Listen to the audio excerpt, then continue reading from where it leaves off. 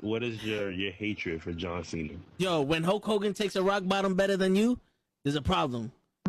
There's a problem. My man. All right, so give me the camera. One rock bottom. Yo, no, it's more than that. Show, give me the camera. I got the fucking camera. Kenny, I'm gonna have to do it for you. I'm gonna give you the whole spiel. He came out as a prototype. Whatever. You know, he slaps Kurt Angle. Ruthless aggression. I'm not into that. Whatever. He comes out as a rapper. I'm like, okay, all right, I can dig it. You know, he's from Boston, so that's a strike. You know, us New Yorkers, we don't fuck with Boston too much, but you know what? I'll look over that. He's doing his thing. Something original. Some I could, you know, there's something different. It's entertaining. Comes around, and my man has a choice between The Big Show, Kane, or Shawn Michaels. And he gives the most pussiest promo I've ever heard in my life. I will never forgive this. And he's on some, well, you know, I don't want to fight The Big Show because, you know, he's a huge guy, and, you know, you got the Big Red Machine who wants to fight him, and Shawn Michaels is a legend. Fuck that, bro. You already beat all these motherfuckers already. Her return on SmackDown.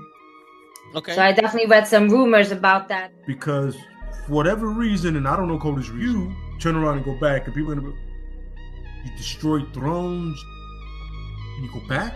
We have been doing this shit for ages, and he still doesn't know how to take it right. Trust me.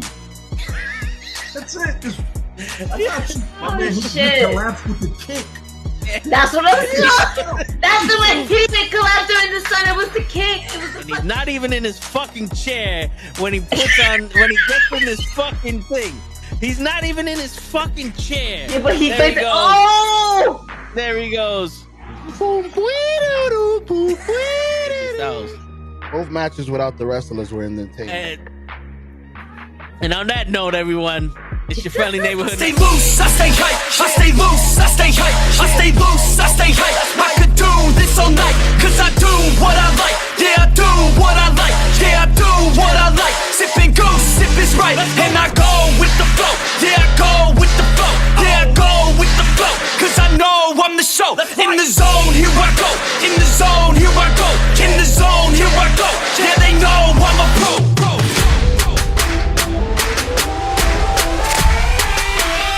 Let's go, let's go!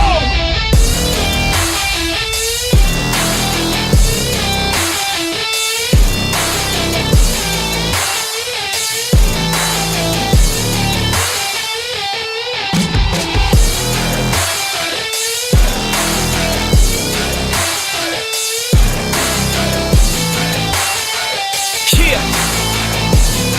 Let's go! Here I go, I get lit, I get hype for this shit! Right.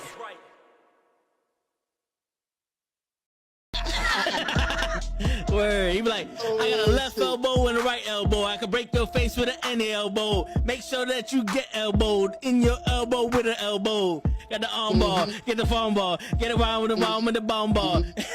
Daddy's gonna take you to Jersey Shore. Wrestling has more than one royal family. Yo, it's Thursday night. You know what that means? It's fucking wrestling with knuckleheads, and we out here. We live, baby. That's right, Kofi. Respect the craft. What up, Ray? What up, normal guy? What up, Daniel? Yo, I don't know what you talking about with the Expo, but fuck Cena anyway, bro. That's we out here, we live, we doing that shit for real. You know what I'm saying? My day off, and I'm here live and direct and living color. I feel you. I appreciate you, Kofi. What's going on? What's going on, my peoples? Yo, everyone want to talk about the Cody Rhodes and Paul Heyman promo on Monday Night Raw, and then we got Sami Zayne with Roman Reigns and the Bloodline. But I want to know what happened to Jay. He's supposed to be on there tomorrow, so I guess tomorrow we're gonna get the extension of his storyline with the Bloodline. That's what's up. I didn't get to watch all of AEW, but I got to see all the way up to the middle of Roosh and Daniel Bryan. But I know who won what. And I'm telling you right now, the MJF match with Takeshka, that's how you pronounce it, Takeshka. That's the Japanese version of it. Yo, he did his thing. What's going on, Pro? What up, Kenny? I see you. He did his thing. MJF did his thing. He showed in the ring. He showed why he's the champion, and I dig that. That's what I got here. You know what I'm saying? It's a crazy day for me, so I didn't get to finish watching AEW, but so far so good. AEW's always had better wrestling. They always had wrestling. Like if you wanted to be a wrestling fan, watch AEW. You want a little bit of entertainment? Watch AEW. If you want to be disappointed every week and build your hopes up, watch WWE. You know what I'm saying? But I've been saying this shit for years though. AEW is mostly hot garbage. AEW doesn't get enough credit for the shit they do. I don't watch TV wrestling. Watch the end of AEW. Sorry, wrestling doesn't hit for me. Indie guy, yo, I'm not gonna lie. It is a lot different when you watch it like live in the indie circuit. Wrestling, it almost feels like you're a kid again, and you're able to appreciate what's happening in the ring. You can let go of all those expectations and stuff, and really just sit there and chant for your guy and boo for the bad guy. But like for some reason on TV, it's almost like we're making them more than what they are. You know what I'm saying? And now it's like no matter if we like them or we don't like them, we have to defend them. We have to we have to bash them. We have to do this, and it's a totally different ball game. Why is my shit low? You know something? I'm about to fuck this shit up. Hold up. Who made this shit tighter than fucking fucking Hercules came down himself and fucking tightened this shit. What's going on here? My God. You want lots of botches, watch AEW. You know, not for nothing though. I don't see that many botches. You want some botches, you can get that with WWE too. You know what I'm saying? Like, yo, listen, don't get me wrong, bro. They're two totally different companies.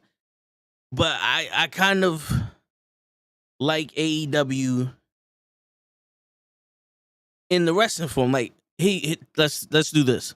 If you take the WWE's production and AEW's wrestling and you put them together, you'll get 80s, 90s WWE. You'll get 80s, 90s WWE. And to me, I think that was one of the best eras of wrestling.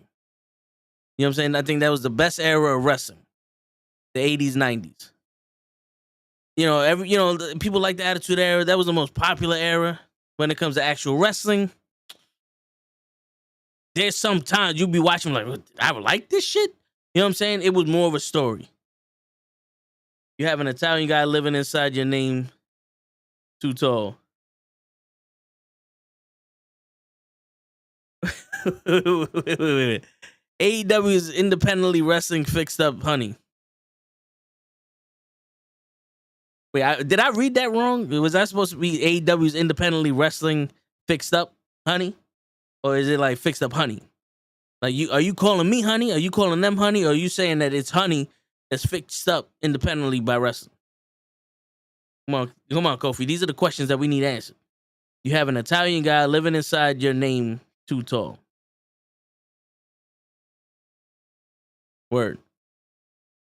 All right, listen, bro. I didn't just wake up, but I could have. we need to be here like right now, Kofi. We need to be out of eye. What's going on here? No, but yeah, listen. If the don't listen.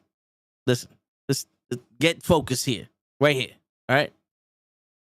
The WWE has massive amount of talent when it comes to wrestling. It always has some of the best talent in the world. They're the all-star league of wrestling, especially back in the day when it was territories. They took the best from each territory, right? They still do that now. Whether it be to showcase them or to hold them so that no other company can have them. But if they wrestled the way that AEW allowed these guys to wrestle, where it's more about the match and, the skill than a roll-up or a running or just trying to fucking prove something, like just get a little bullshit ass story going on, I think we can get back to good old fashioned fucking golden age wrestling. Oh, okay. I have an Italian guy living inside of You have an Italian guy living inside of you named Tony. Yes. Why? Because of the way I talk? Yo, dude, I gotta do this so people over Spotify, they listen and they're like, oh, this guy knows what he's talking about. You know, he got an accent. You know, he probably eats gabagool and shit like that. You know what I'm saying? So we're gonna listen to him. It's all for Spotify, because when they come on YouTube and they see that I'm a Spanish dude, they're gonna be like, oh wait a minute, what happened to the guy? Fucking guy. You know what I'm saying? But yo, before I get interrupted, I just want to say I didn't see Sami Zayn as a guy that can wrestle Roman Reigns at WrestleMania. And I'm not talking about like skill-wise. I'm just talking about his character wasn't built right for me for a WrestleMania match. For a pay-per-view match, yes. For WrestleMania, nah. But when he came out on Friday last week, and he pretty much speared Roman Reigns and fought him with that little second, I saw, okay, they turned it up. He turned it on. And I always believed in Sami. I always believed Sami could do anything. Even like in NXT, he was just one of those guys. Him and Kevin Owens, they can adapt. You know, they can adapt to a lot of shit. They're like a new age Jericho type. You know what I'm saying? Where they can be the bad guy, they could be the good guy, they could be the guy, they could be a joke, whatever you need him to be in that moment. Right? I saw somebody, I was like, all right, this guy can be seriously taken serious against Roman Reigns. And I'm happy that they're wrestling at Elimination Chamber for the title. But now I want to see Jay. I want to see the progression of Jay's story. I want to see Jay progress to a WrestleMania match with Roman. That's the match I think should happen at WrestleMania. And if it's not going to happen for the title, well then maybe we have night one, Jay versus Roman, head of the table match, or just a regular match, and then Roman versus Cody, night two. The golden era of wrestling's gone. It's not coming back, not with WWE and damn sure not with AEW. Well, listen here, Daniel. If that is your real name, you know, I don't see no paperwork coming with those theories. But you're right. The golden age of wrestling is definitely gone. Because, you know, shit, back in the day, you actually had reasons for championships. You had reasons for matches. You had good workers versus good workers. You had people in their lanes, you know, and no matter, even if the match was just something they put together to fill a spot, or if the match was a main event, or even if the match was a reason for people who love wrestling to watch, all of them were serious. All of them were good fucking matches. And all of them were called like if this was some real shit. There was no joking and, oh, while we have Coco Beware out here fucking wrestling the Brooklyn Brawler, let's talk about the new Skittles diet. You know what I'm saying? Like, they didn't have none of that bullshit. Like, AEW kind of does that. The problem is some of their matches aren't as serious as let's put it there. Some of their matches are not produced that well when they're trying to push a story. You know, like the whole gauntlet with Ricky Starks. Tony Schiavone said it, and I agree with him. It was made to believe that he was going to go through this through a couple of weeks. And they said, fuck it, we're going to do it all in one day. And that gauntlet lasted shorter than the Bunny and Jamie Hayter match. I know I'm exaggerating right now, but it's pretty much that's what it was. He wrestled, what, 3 people? He wrestled 3 people back to back to back. And then lost. And it was about the same time as if Jamie Hayter and the Bunny was wrestling. So I know you got to squeeze in time, but bro, for that, just have him fight one dude this week, the one dude next week, and the next dude the week after that, and boom, we're at fucking Revolution, right? Let's see. Yesterday, the 8th, he fights Baba Ganoush number 1. Then next week is the 15th. He fights Baba Ganoush number 2. Then he fights Daniel Garcia the 22nd. And then he fights Sami Guevara number 1, March 1st. Then March 5th, that Sunday, Jericho. You got the entire build up to the pay-per-view right there that you did in 5 minutes. Bunny was probably glad it ended when it did after she got dumped on her face. Yeah. Yeah, but yo, I mean, she was definitely doing a thing. She was definitely doing a thing, you know? Speaking of doing a thing, I listen. Show, right? Promised me that he was gonna show. But I gotta call him. So we're gonna go into the hotline and we're gonna call Show. I should have set this shit up before, but you know something? Y'all distracted me with your anticipation for the show. Y'all was like, yo, I can't wait until the show come on, and it distracted me. So it's your fault that I'm not ready for this. All right, and if anybody asks, if the police ask, I was with y'all all day. All right, hold up. Shit. Stupid idiot. All right, let's see if we can get Show on the line on what we would call the hotline. All right, can we call Show?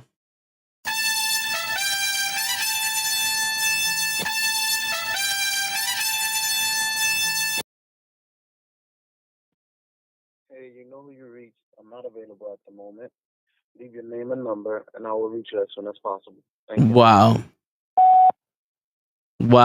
He dead ass he sent us a voicemail. He said, "You talk shit about the bunny, and I'm not coming on." That's what he said. That's what he said, Daniel. Want me to ask the Magic 8 Ball if Show's actually gonna show up? Yes, ask the Magic 8 Ball if Show's gonna show up. I call him, he disappears. You know, he's out there. He's probably eating his Wendy's. He gets his Wendy's. He gets a triple from Wendy's, his McNuggets from McDonald's, his French fries from Checkers. He gets a chicken breast from KFC. He gets a couple of soft shell tacos from Taco Bell. He gets some guac from Chipotle, and he gets a soda from the bodega, and that's his lunch. Believe that shit? Don't even offer me none. That's fucked up. That's fucked up. You know, I give this man time to show up, and he doesn't. All right, Daniel, since you're so critical about AEW, what do you think about the Bloodline? Because yo, not for nothing, if we're gonna talk about them and we're gonna write a story about them, I think Jay should come back on Friday. Concentrate and ask again. Jesus. Even the 8 Ball is like, bro, I can't answer that question. Damn, all right, we're gonna have to wait 5 minutes and then we'll do it again, all right? But yeah, I think this is what be cool. Right? And this is just top of my dome because I didn't get a chance to think about this. We had a crazy day today. Whether you was here or not. I'm blaming you. It's your fault. Jesus. Yo, dude, I don't know who fucking is pissing me off, this shit. It's pissing me off. This shit, yo, all right, fuck it. If it breaks, we break it back. All right. So anyway, Friday night comes on. Jay shows up. His brother comes up and was like, yo, bro, you good? He's like, yeah, we good. He doesn't talk to nobody. He's sitting there. You know, Roman's like, yo, do the right thing, blah, blah, blah. And they have their tag team match. In the middle of the tag team match, you see Solo beating up Sami because he finally caught Sami. Because all day, Sami's been fucking with him. Sami's, you know, was supposed to show up or whatever. They called him. They're beating up Sami. And Jay just gets, like, distracted and they lose the tag team title. and then that sparks the whole Roman reign. Like, yo, bro, either you with me or you against me. Like, what's wrong with you? Because Elimination Chamber is this week, if I'm not mistaken. Elimination Chamber is the 12th, right? It's either the 12th or the 18th. But either way, we can do this like Brutus. Let's see. It's the 18th, so that's perfect, right? He gets distracted. They lose the tag team titles. Then the next week SmackDown, they have this whole bullshit, and then he fights Sami Zayn. And during the Elimination Chamber, Jay's like, "Yo, fuck this. I'm no longer. I don't acknowledge you no more." And boom, you can start a storyline with Roman and Jay. And then you can have Cody Rhodes in the background, like, "Hello, I'm the number one contender. What the fuck?" And it'll be like Cody will promote the match on Raw, and SmackDown will be promoted by Roman and Jay. You know? And then you don't have to split up the titles. I would rather unify them. At this point, you only need one. Throw the champion on both fucking shows. Why not? It's not like you're doing much with SmackDown anyway. Roman isn't on SmackDown anyway. He's not on Raw. He's not. Who was his last opponent? Kevin Owens.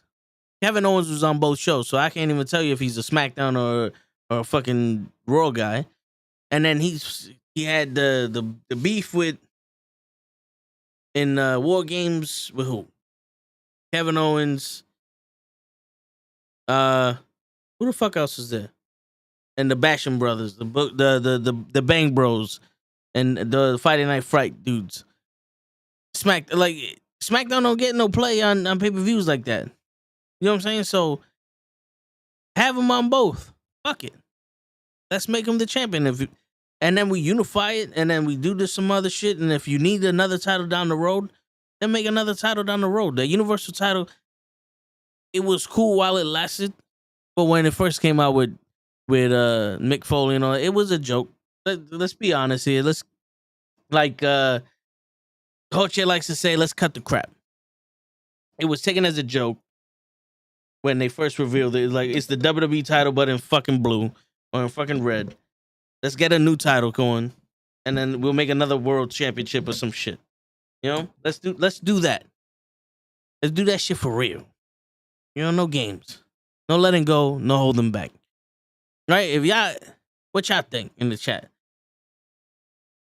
Let's get the one guy going, and then the best part about it, like, let's say if Cody Rhodes does beat Roman Reigns at WrestleMania. And Jay does beat Roman Reigns at WrestleMania. He has a bad night. He loses both of them. And then what you could do is have Roman just sit out. Roman sits out for like 6 months until like SummerSlam, or even longer if he wanted to, because he wants his short schedule. He's not working that much. And then you can have Jay versus Cody Rhodes. That's your next story. Jay's the new head of the table. Jay wants a shot at the title. He's being endorsed by Solo and Jimmy. And we can have Jay and going after Cody. You know what I'm saying? Because once Sami gets beat up by Roman, unless Sami costs Jay the tag team titles on Friday, I don't see that progressing. Like, I don't see how you would go from Roman to Jay. Like, you're going down. Usually you would progress and not degress in one of those. You already lost to the boss. There's no reason for the henchman to get you. You know what I'm saying? So that's why I'm like, I don't really see Sami and versus Jay, unless Jay costs Sami a shot at Jay costs Sami and he rejoins the Bloodline on Elimination Chamber. But that's not happening in my story. My story, Jay's fighting Roman. You know what I'm saying? So I think that'd be dope. Cody and Jay, brand new rivalry, 2 new guys, fresh faces for the championship. Let's do this. Let's do it. You can have, you can have all your shit together. A setup for having, like, let's say if Cody Rhodes wins the championship, and then he's gonna wrestle fucking Seth Rollins, and then he's gonna wrestle Dolph Ziggler, and then he's gonna wrestle fucking Drew McIntyre and and go down the line of the same fucking people that's been getting shot after shot after shot after shot after shot. If you're gonna have a new guy be champion, have some new contenders. You know what I'm saying? Like, right? Can we agree on that at least? New champion, new contenders? No? I don't know. But that's my vision. I want Jay versus Roman. They started it off and they should end it. You know? You started, you ended. But listen, they gotta fit in multiple storylines with one person for 2 titles. And if they would have split it up, had him defend the title, or if they have him defend the title in a triple threat match, the same way that Kurt Angle did with the Euro Intercontinental title. First pin is Universal, second pin is WWE. Let's do this. We out there. You split up the championships, no one's the wiser. Beautiful. Beautiful.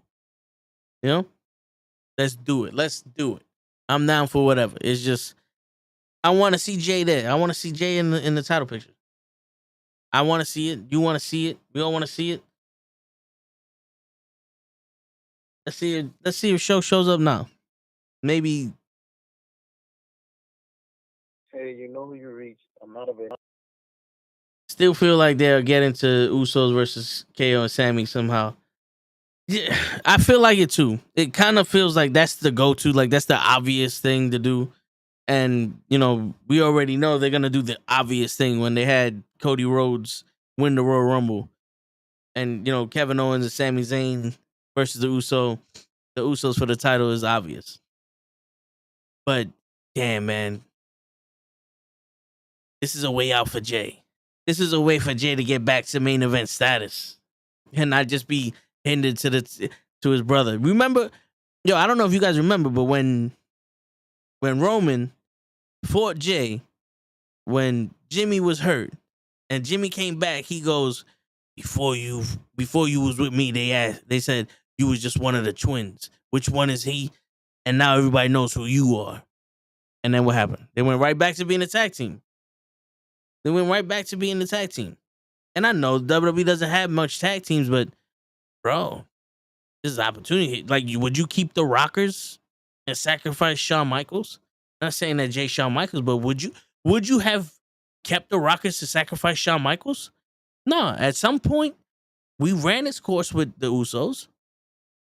The New Day was able to split up and get their titles and all the other shit as the singles competitors. Let's get this.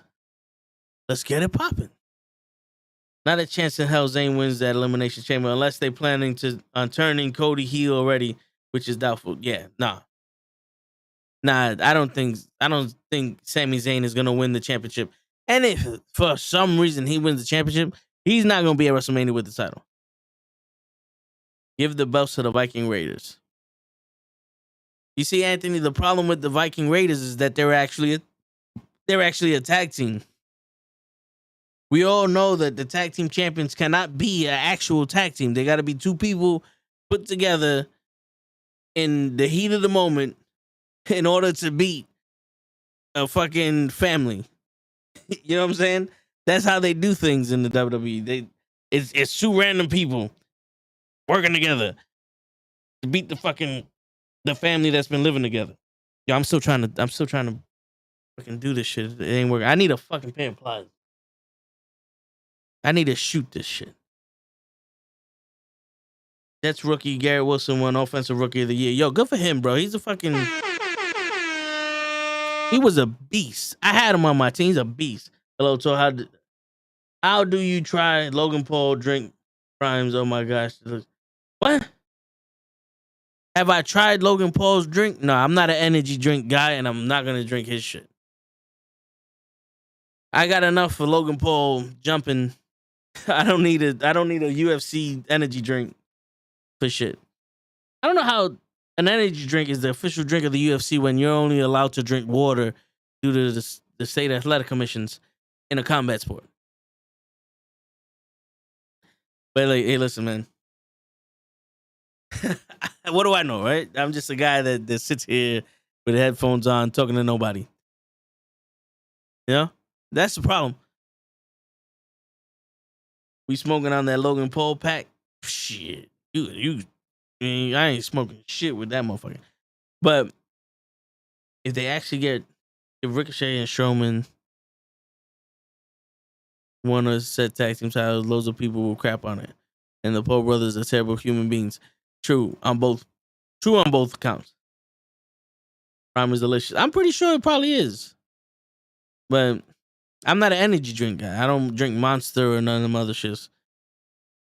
Soda and holy shit, get me through these next few hours is my energy drink. You know what I'm saying? But yeah, I don't like the team of Ricochet and Braun Strowman.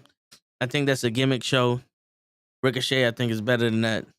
I know he wants to be in a tag team with Strowman, and I think that's just to get him on TV, because no matter what Strowman does, he's gonna be on TV. You know what I'm saying?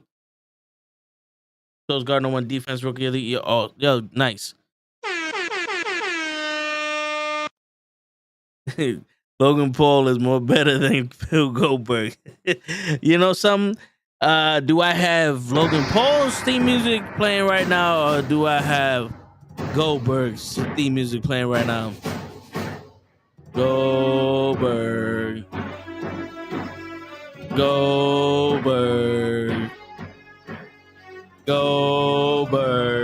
Come on now. You know how we do in these streets. Johnny. That bullshit. There you go. We out here.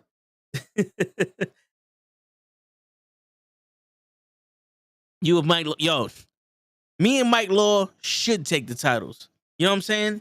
The skyscrapers need to be on national TV. I'm saying this shit now. The Usos don't want none of us. But yo, Ray, I've been saying this since we started the podcast. It's been 2 years. Roman Reigns has been ducking me, because ever since I found out that all you need to do is say that you're the number one contender, you become the number one contender. I call them a bitch, and I challenge them to every match under the sea. I am the rightful number one contender for the Universal Championship, and I challenge Roman Reigns to his face. Got no reply. Right now, I am the official, undisputed Universal Champion. And if I didn't like the way the belt looked, I would have had one already. You know, I got this one here, but I might get the big gold. But I would have had a Universal title if I liked the way it looked. I don't want just a big WWF sign.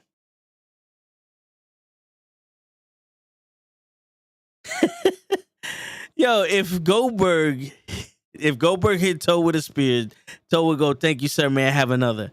In reality, if Goldberg hit me with a spear, I would be like, "Yo, bro, you all right?" Bro, I can stop bullets. I'm solid muscle. Solid muscle, baby. You know what I'm saying? Shit, Scott Steiner ain't had shit on me. Holla if you hear me. Holla if you fucking hear me. Roman don't care about you. He will get Solo on you. He got somebody on me. I'm the number one fucking contender.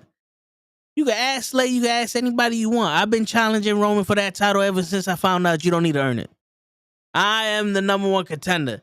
And right now, I'm going to say it right now. Me and Mike Law, the skyscrapers, are the number one contender for the Universal Tag Team titles too. We want those titles. We need those titles. They look better on us. Two grown men, 169, 167. Holla at us. You ain't got it. You ain't got the guts. You ain't got the juice. You ain't got the sauce. Shit. Grapefruits, baby. Holla at us. Toe will destroy Solo or anyone who Roman sends. Facts. I'll bite him right in that fucking face. I'll bite him right in that face. Scott Steiner's gonna be sitting in a nursing home when he's old and still wearing that chainmail. Yo, it protects you from slashes. Which brand of belt you talking? Shit. The only reason why I would say the Universal title is blue, but I don't like the WWE Championship or the Universal Championship. I don't like the way they look. It's just a big ass WWE sign. Gigi's in the fucking house. What's going on, Gigi? What's up? What you doing? Why do I feel like you're mad low? Hold up. Oh, here we go. Is this the volume button? I think that is. Let's hope.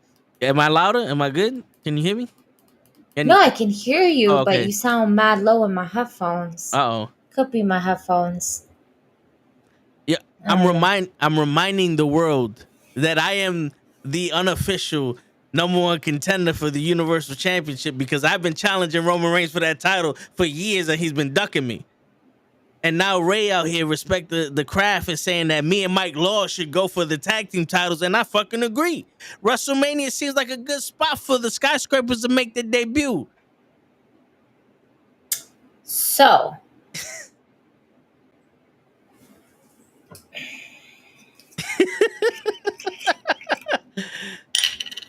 I just got on here. Yep.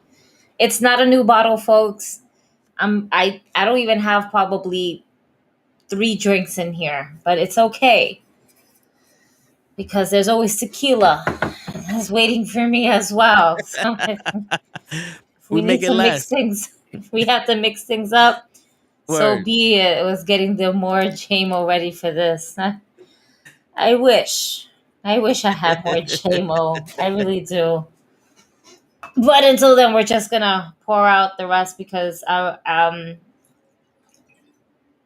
nope, I need more. Nope, no.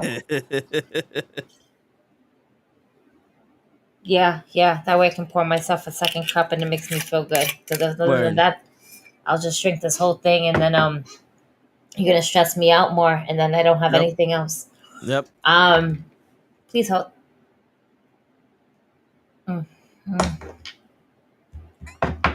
That spoke to my soul. So it's like the way grandma let's stop this shit. All right. Now that I had I'm telling Roman.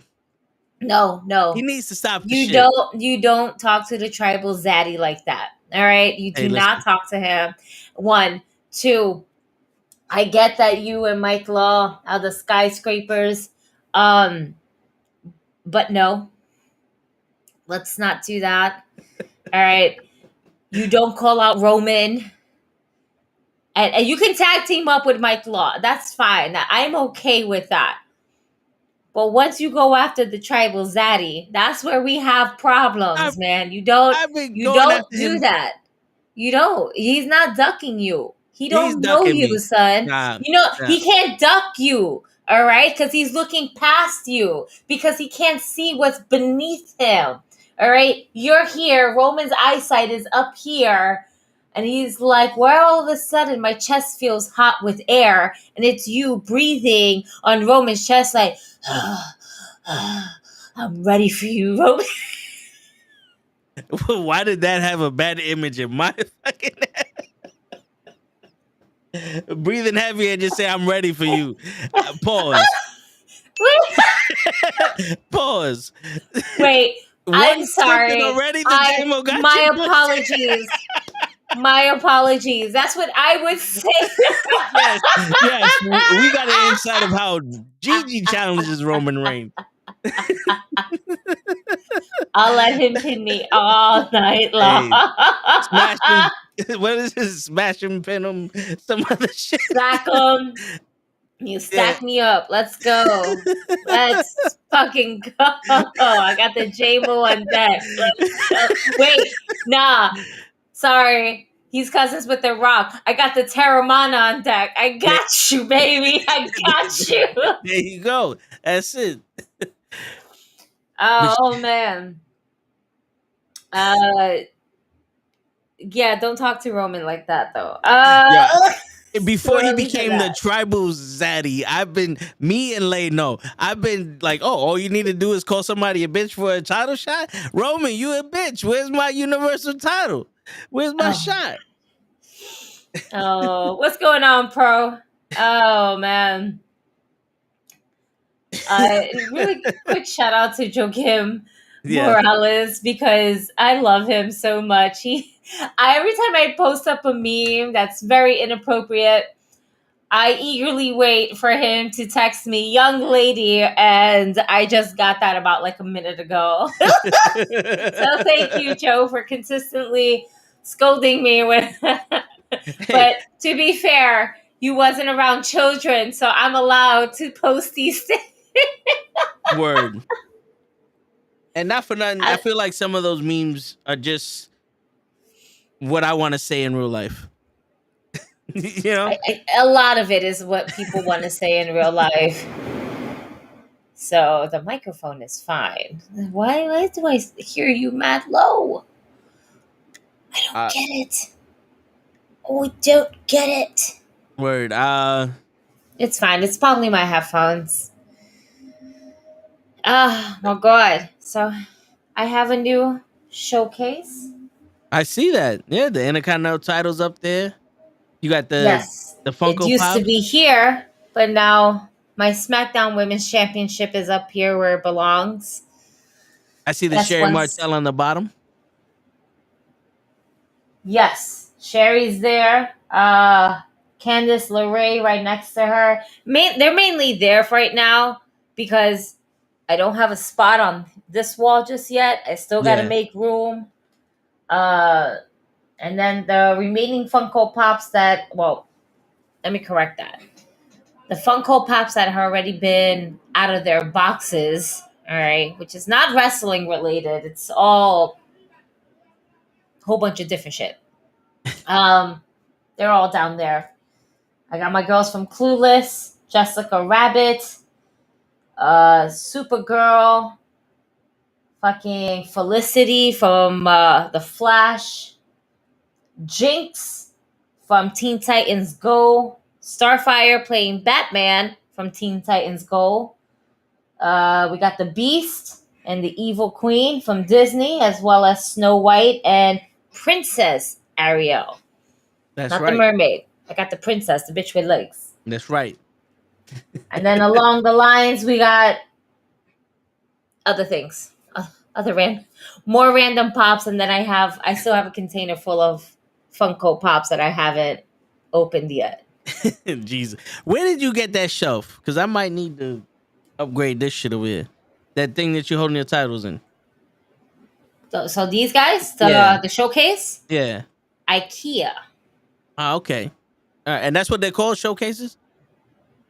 Yeah, I believe so. Yeah. Glass showcase, and this is what popped up. Okay. I believe that's what what's crazy is that that's been in a box for about a solid calendar year before I decided to say fuck it and then put it together. You know what's funny? I just Googled one and I hit the first one, $554. I'm like, that's not the one you're talking about, is it? No. Absolutely not. I think I paid maybe around 120 something. And that shit is heavy.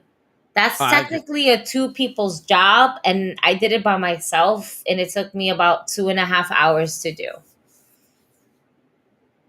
Shit. And what's insane though is that the reasoning why is because they give you that one of the components to put this together. I don't know what they're called, but it's basically you have to put the glass on one side and then the back of the glass on the other, so that way it's like a connector. It connects them both together.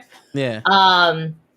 But dude, it was uneven. It's uneven. It's everything, ma'am. My whole life is a 2 people job. Hey man, sometimes you got to do a 2-person job solo, Dave. You know what I'm saying? That was Thing from the Addams Family. I'm coming, Thing. She's just like giving me this look. It's all right. I just got on.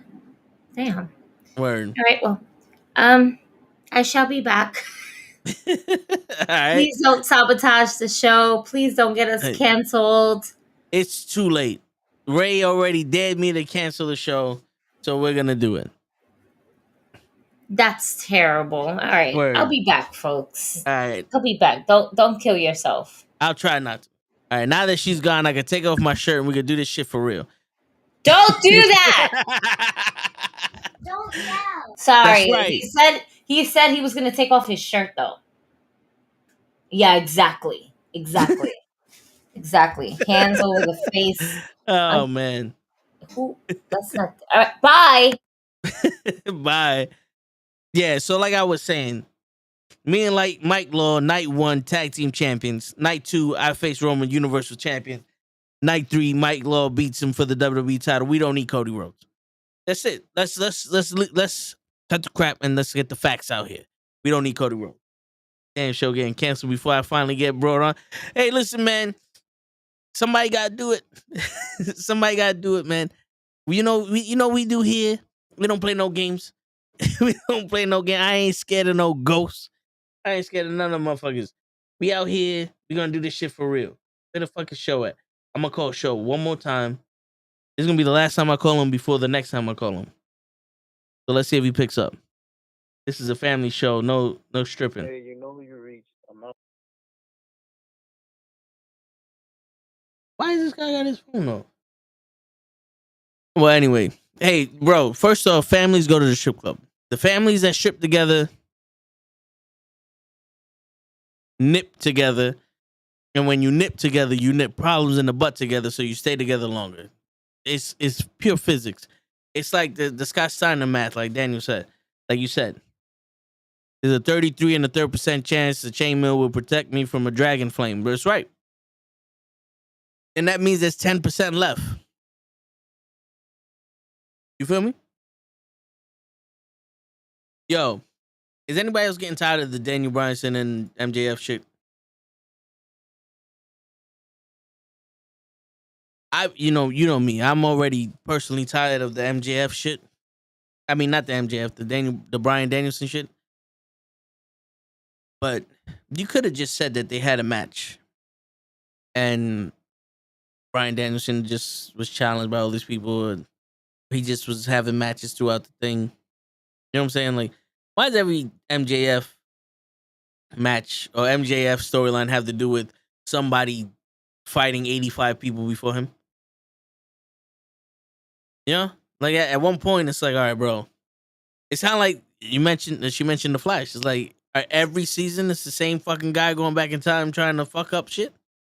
Like, all right, we get the gist of it. Can we get something new? You know? Let's get a shark out here with fucking laser beams or something.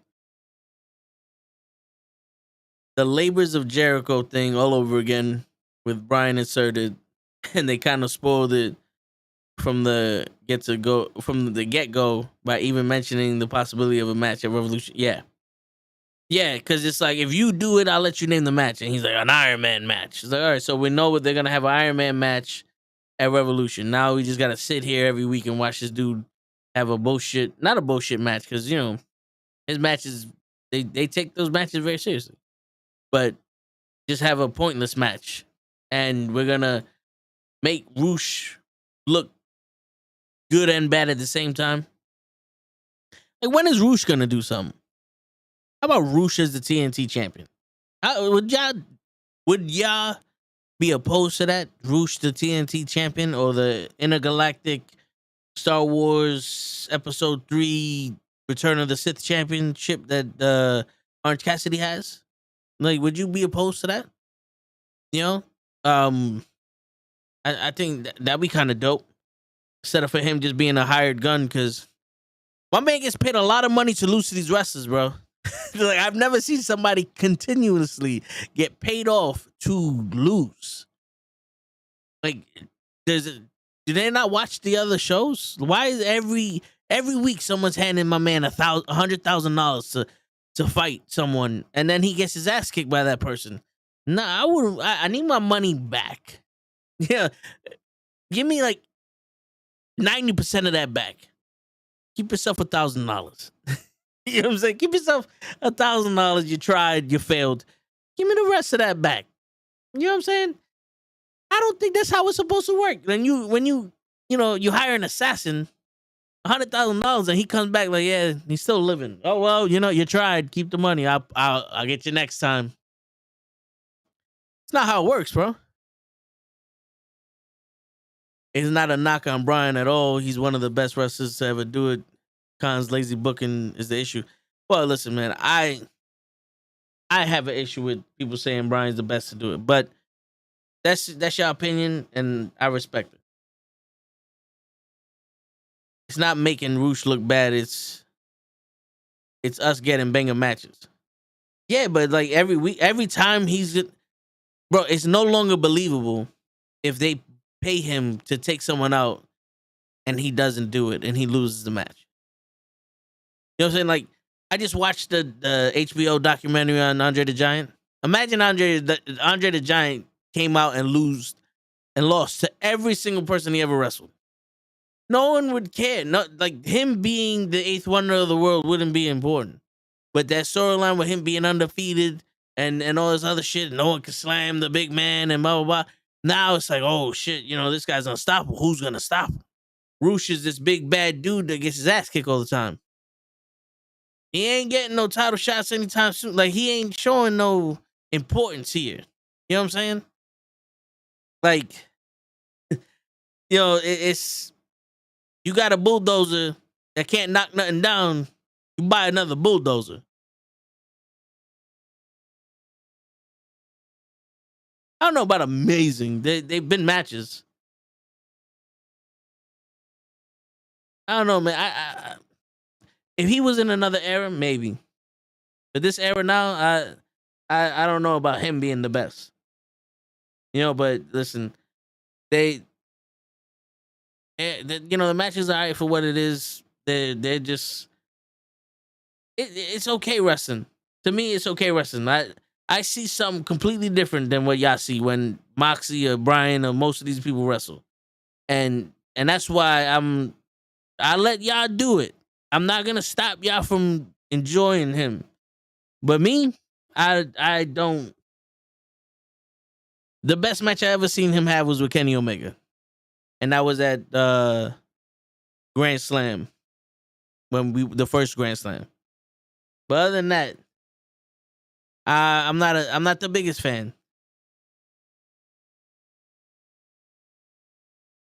No, bro, just you. It could be just me. It could be just me. That the only one that has eyes. You know what I'm saying? But listen, like I said, I'm not gonna stop you from doing your thing. Y'all like Cody, so it's obvious. It's obvious there's something wrong with y'all. Yeah, y'all think Dominic Mysterio is money, so there's something wrong with y'all. It's alright. I accept y'all either way. I'm not gonna hinder y'all. I'm not gonna talk shit about y'all for that. Him and the Japanese dude was great. Him and Suzuki was great. Are you talking about Takeshita? The fuck is that? Takeshita? Because I would argue that MJF and Takeshita was a better match. That was one of the better matches I seen MJF have. I like Cody's wrestling, and what about Dom? I never said that. Yeah, I'm not saying you specifically there. I'm talking about y'all in the chat. If I want, I'm not naming names like, Ray, Respect Craft, or Matt thinking that Cody's thinking that Dominic's money and shit. I'm not naming names, but I'm just saying, I'm not saying that, Kenny out here saying that Dom is money or Gigi saying that Dom is money. Or, Joe Kim is saying that Dom is money. But, or, Ray saying that Dom is money. I'm just saying that's what y'all think. And that's why I know y'all wrong when you say stuff. How are you tired of a story that's a month old? The same reason how people are tired of the Fast and the Furious franchise. You know what I'm saying? Like, we're about to get Fast and the Furious 10. People checked out after 6. And they're like, yo, another Fast and the Furious match? We got another Labels of Jericho. There's literally no point for him to win these matches to get a shot at MJF. We know this already. You could have just had him in these matches. You could have just had him go, yo, I want to wrestle the best guys to get back to that point I was when I was at the peak, because I'm going to beat MJF. And now we just see my man at the top of his game. And it's like, all right, how is MJF going to beat this guy? Instead of for every week, MJF's out there trying to figure out a new way to screw him over so he loses a match so he doesn't get to wrestle him. Bro, come on, man. For that, just say no. Just say no. You know, it's not illegal to say no. No, I don't want Danielson versus Hogan, bro. Leave that alone. Leave Danielson. Leave that alone. Let Hogan. Let Hogan be. We don't need that. Then you can have Danielson versus Benoit. There you go. That's for you. Did you see the promo he cut? Which one, MJF or Danielson? Yo, I didn't get to see all of AEW. I'm in the middle of the Roosh match. I think it's about to end, but I had an eventful fucking day at work, so I didn't get to see it. I've been going here and there to watch the matches. To me, if you talking about the MJF promo, then yeah, I saw it. It happened 2 years ago. There was a guy in the ring. What's his name? Shimpunk, right? And yeah, that was a dope promo. I saw that one, so I don't need to see any other promo from MJF. And then I saw the Labels of Jericho, so I don't need to see any other match build up from MJF. Same shit, you know, because we've been saying it, and they say it everywhere else. Him being the champion has just exposed my man really ain't as good as y'all think he is. It don't impress me when you drop someone's name in a promo. And if you wanted to drop somebody's name, you do it like Paul Heyman did, where he dropped Cody Rhodes' pop's name. But y'all know, even like Pro already know. I said this shit before. It's like, all right, so this wasn't a promo. This was just, we're gonna show props to Dusty Rhodes, and then say Roman's better than you. All right, cool. That's fine. Like, they didn't make me want to go, oh shit, Cody's gonna beat up Roman. It was supposed to pull on the heartstrings. He said, my daddy. that's what it is. MJF is dropping names, you know, name dropper, and Cody Rhodes, my daddy.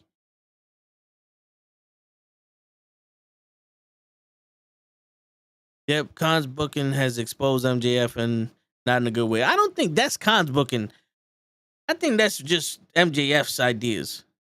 I don't know, man, because you know MJF, you can see he's doing different shit than most people. He's doing Jericho shit, and not everybody else is doing it. You know, and this isn't a knock on MJF's in-ring ability. Like I just said, he had an awesome match with Takeshita yesterday. But it's just like, come on, bro. Imagine how would y'all feel if every time I come in here and we start the podcast and I'm just sitting here going, so I met Hacksaw Jim Duggan, and Robert clearly don't like me, and how about we throw a little bit of Eric Bischoff in this, huh? And I just say the same shit every week. At what point would y'all go, all right, yo, fuck this dude? Fuck this dude. Fuck this show. I don't know how he got any viewers. You know what I'm saying? And that's not an attack on me. That's just what I'm doing, right? Because that's what people got to realize.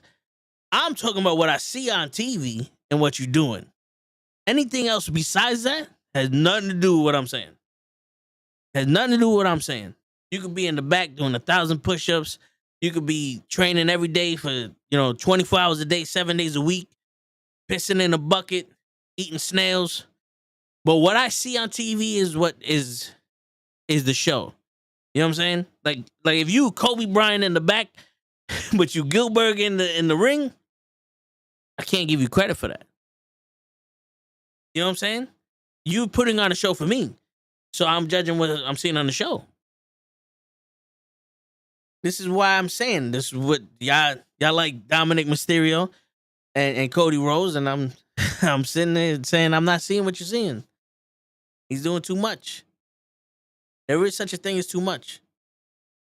You know? I believe it. You're putting too much in it. Less is more sometimes. You know? And we see the same shit in WWE. We got the Labels of Jericho every week with MJF. And we got to throw Mustafa Ali over the fucking guardrail every week with the WWE. So think about it. The hype shit that's happening on Raw right now is the possibility of a fucking faction that happened 2 years ago. Was it 2 years ago? 2 or 3 years ago. And the Hurt Business coming back. That's the most exciting shit that's happening on Raw. Think about that. A faction that happened 2 years ago that split up is coming back. In reality, that's not good TV. There's nothing new there.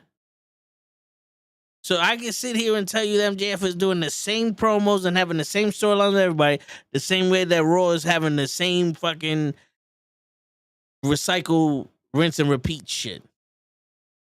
But hey, you buy it. You want it. You want more of it. You accepted it.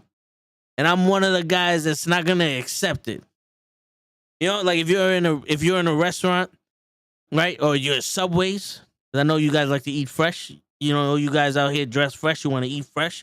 You're at Subways, you sit there and you go, listen, I want the tuna with a foot long hero. Right? And they give you a 6-inch. Don't you go, no, I wanted a foot long. Oh, I'm sorry. All right, yo, let me get the tuna. They put the tuna down. Let me get some tomatoes, some greens, beans, tomatoes, hams, all that shit. You want all that. They don't put nothing on it. Like, no, I want this.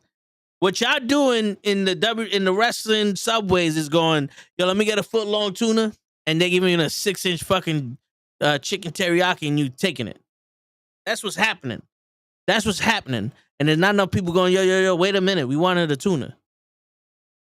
You know what I'm saying?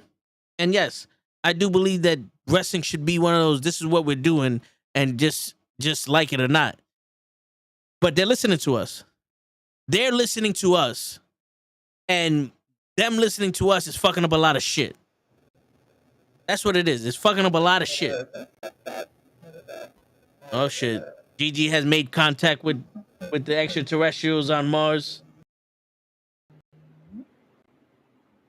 We are human beings here. This one? There you go. We heard one human voice in English. Oh. Uh-oh. We have made contact. Oh. We come in peace. Hey. There you go. I hear you better now. Nice. So was it? So Steve decided to fuck around with my laptop right now. Yep. And so I was like, it basically told me that it was going to restart. And I was like, well, fuck it. Let's restart then. And that's exactly what it did. And I can hear you a lot louder. Nice. It's not the headphones. I guess it was just the laptop just needed a restart, a reboot. It has been on for a couple days now without. So it probably needed some love. It's like, I'm tired. Reboot me. And what were you bitching and moaning about this time? I didn't have my headphones on. Alien Gigi from the planet Jameson. No. No. Not the planet Jameson. Planet of Mary. It's the planet of Mary. Jameson is the liquid that they use to survive. Kind of like on Earth, we drink soda. I was drinking soda earlier. Hey, what's going on, Matt? Don't be mad. Don't be mad, Matt. I'm sorry. We love you. Something's in the works for you. Don't worry about it, Matt Awesome. Something is in the works. All right, I'm sitting on a donut because Oh, wow. Things are falling. And I can't get them. Can I? Oh, my God. Well, I got to blame somebody, Ray. And since you here, why not blame you? You know what I'm saying? He's talking about you, man. He ain't talking about me. He can't blame me for shit. Word. No. Well, I wasn't around. That last one, I wasn't around. Yeah. I was told, but I wasn't around. So therefore, if I didn't see it, I mean, there's footage of it, but I didn't see it live. So, for his comments now. Listen, Toe blames everybody. Okay? Yep. He blames Matt Awesome for losing half an ass cheek. He's blaming you for his comments. He blames Show for everything because he just doesn't show up. Yep. He's complaining about that. Wait, whoa. He was complaining about Danielson's matches. Yep. Hey, listen, like I said, I see something different in him. But the chat, they like Cody Rhodes and they think Dominic Mysterio's money. So I can't blame them for not being educated on wrestling. But so Dom of course they're money. not gonna see.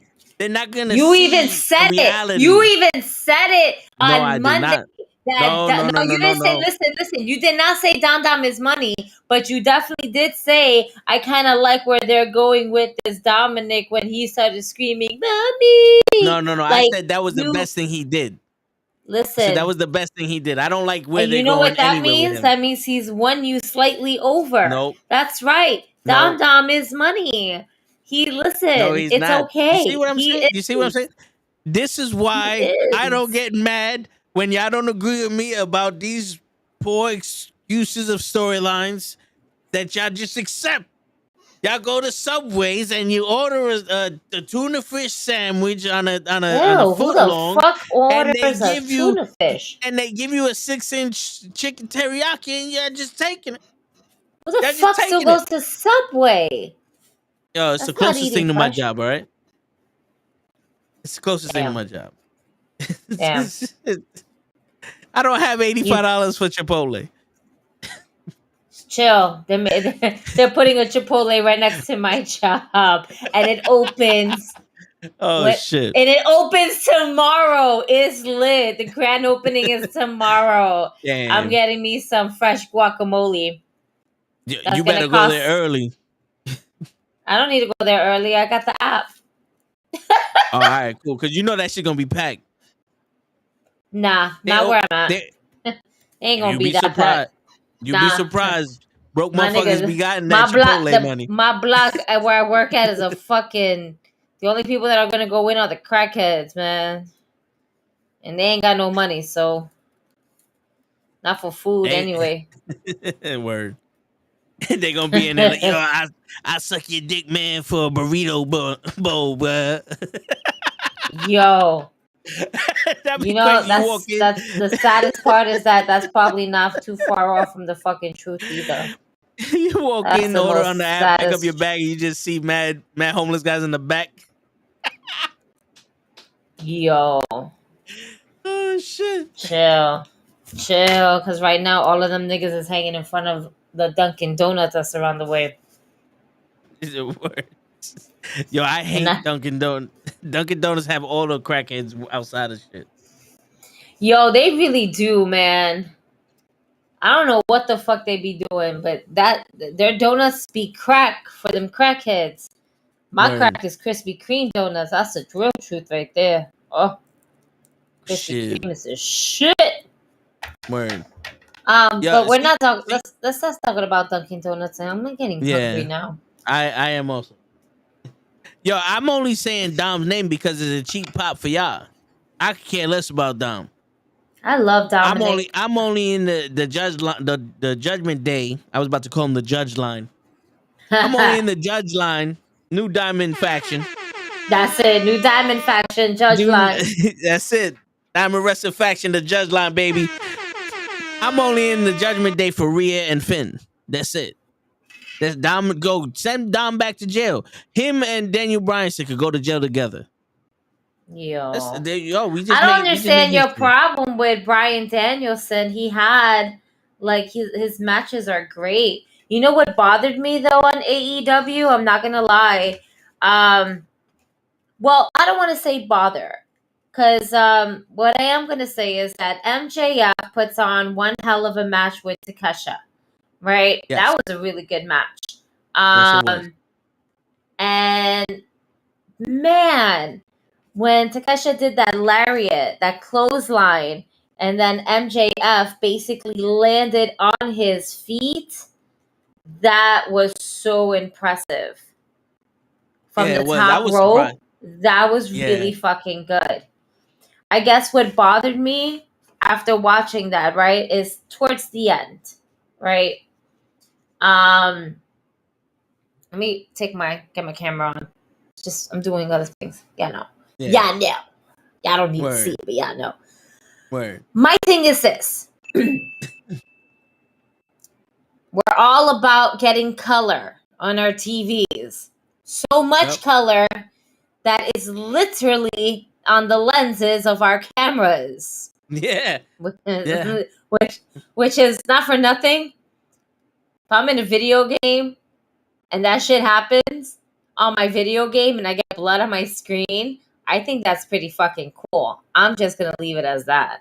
That's true. But this particular spot I wasn't too crazy about, and it's because it was done so blatantly that if you really go back and watch Dynamite, you can see everything and how it unfolds. You can see the ref going into his pocket prior to him giving MJF the ring to give Takesha a blade in his hand. Yep. And you see, if you're really paying attention to him, you can see him holding it. You can see him holding the blade. So when that time came and MJF hit him, he basically did one of these numbers. Oh, so the camera's now off of him. He's cutting himself up. Next thing you know, he's bleeding like crazy. Yep. I wasn't too crazy about that particular spot because you can see everything unfold. And I'm one that I don't mind color, but when is enough? Yeah, you can see him handing the blade back to the ref when you're absolutely right. You saw everything basically happen. You saw when the ref went through one pocket, gave him the blade, all right, and then he's like, okay, kind of instructing him on, okay, use it when he hits you with the ring. And then MJF is like going like this to the ref, pretty much getting the ref's attention. So now you see the ref, all right, let me go to the other pocket and give you the ring. You saw all of that unfold right in front of your own eyes. And I'm just like, where's the hidden element? Like, I know they blade themselves. I know this. We all know this. We're not, we're not going to be like, oh my God. We all know it's a blading job. But it wasn't necessary. It wasn't necessary. Especially when the whole match, MJF was going after his arm. He could have just been putting the arm on and injured his arm. And that's the reason for that segment in the back where they're with the trainer. Exactly. And it's just, I don't know, like, I know that they're bleeding. I just don't want to see it happening because, again, it eliminates the element of, oh my God, this happened like that. Yeah. Why is he bleeding so much? How did he bleed? Like we seen MJF hit so many people with that fucking ring, and not everybody fucking bled the way that Takesha bled from bleeding himself. No, it's true. It's true. It's like Daniel just said, it's like Moxie last week going, well, I'm just gonna go to the corner and blame myself. I'll be back. It's like at one point it's like, yo, can it make sense?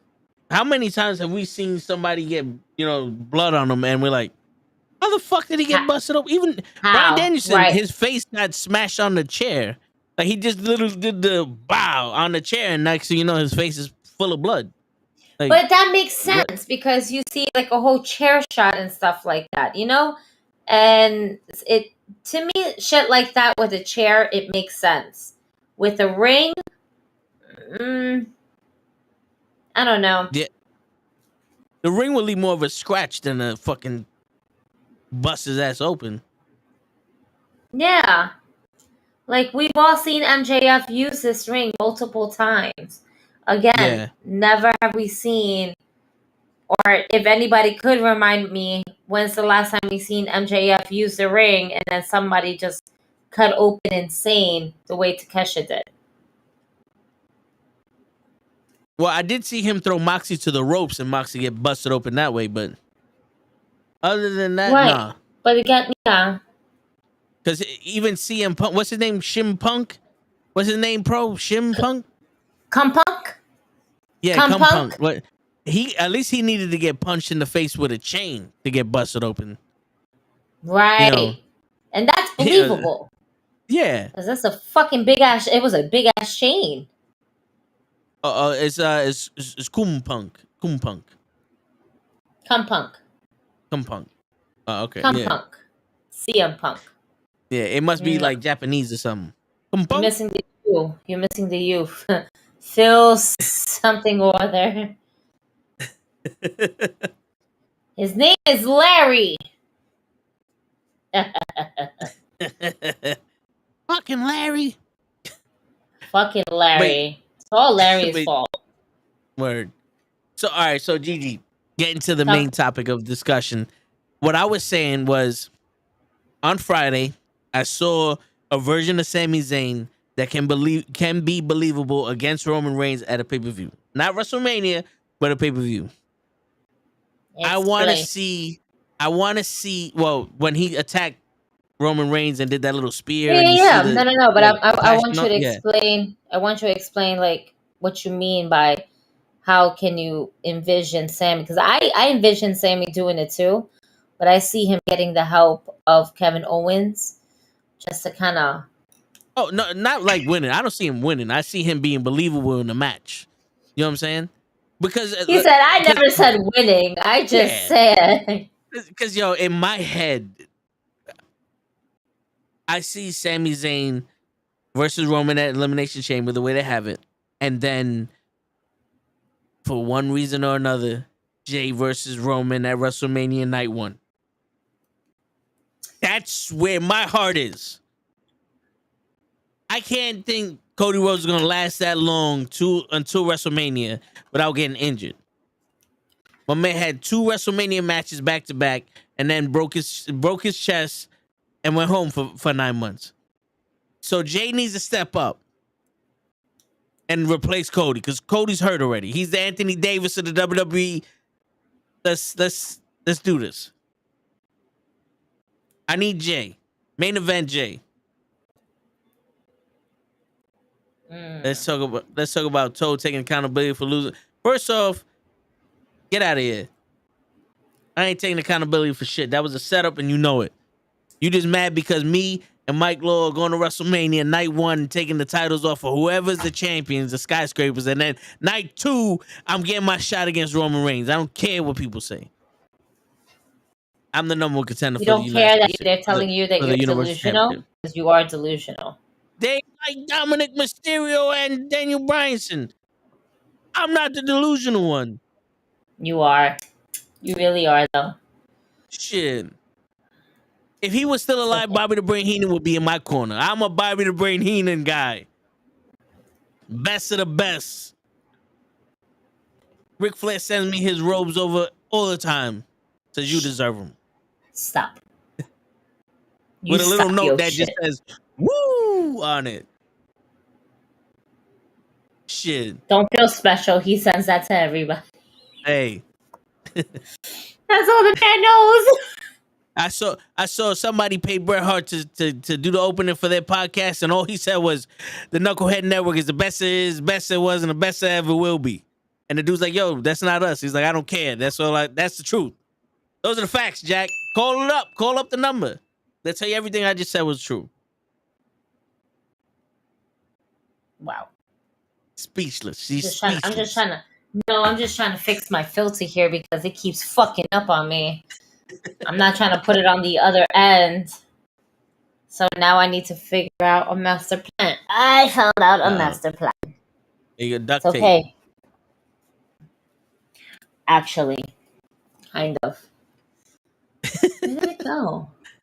So gonna jump Kind the of. guard, the barricade, and go after Roman, and then he'll immediately get Samoan spiked by The way, Solo.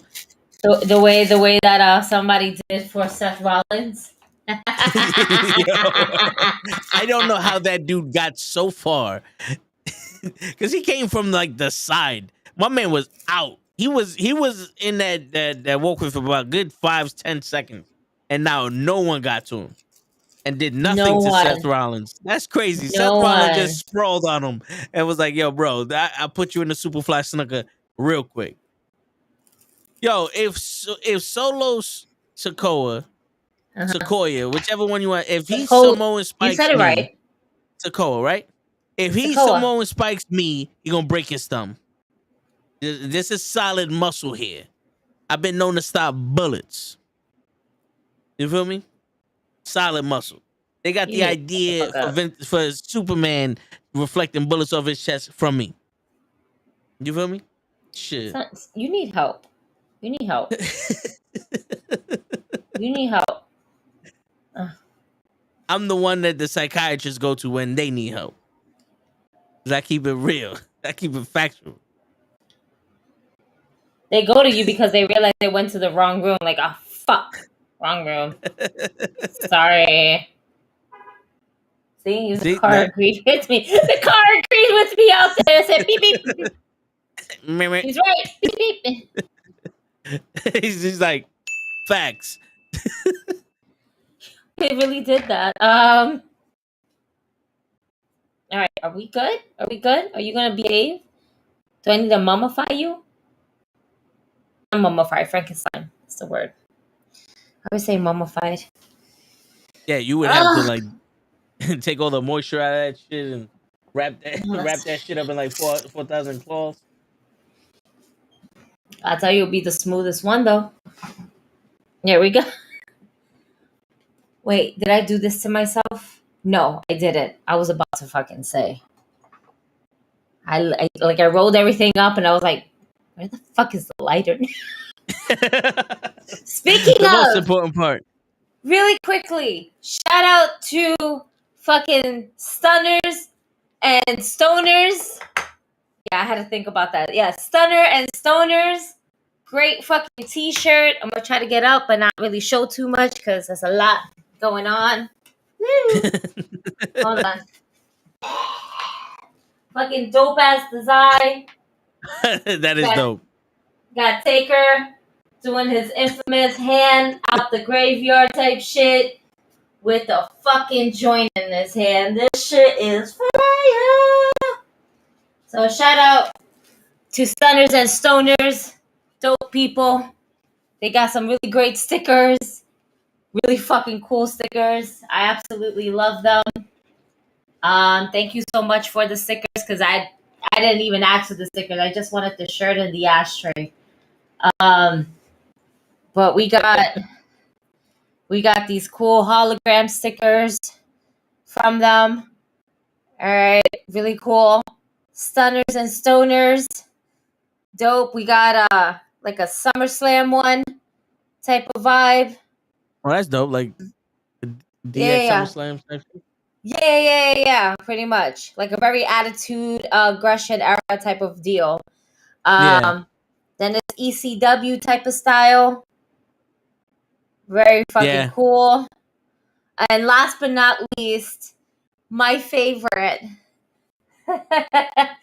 Vinnie Mac, who looks more like, if you really look at him, he kind of looks like fucking Bill Clinton.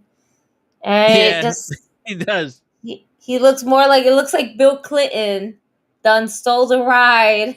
And we all know this infamous scene of the limousine, all right, going boom, all right.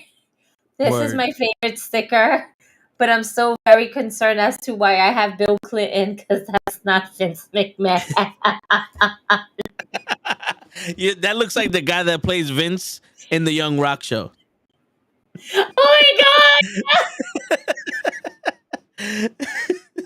god! They did that for copyright purposes. They got the Young Rock Vince McMahon. Oh man. with some of those characters, I'm like, who is that? There's no way that that's fucking Undertaker. Undertaker's not 5'7". What's going on here? Listen, not everybody can be a winner, right? We're still trying to figure out some things. Word.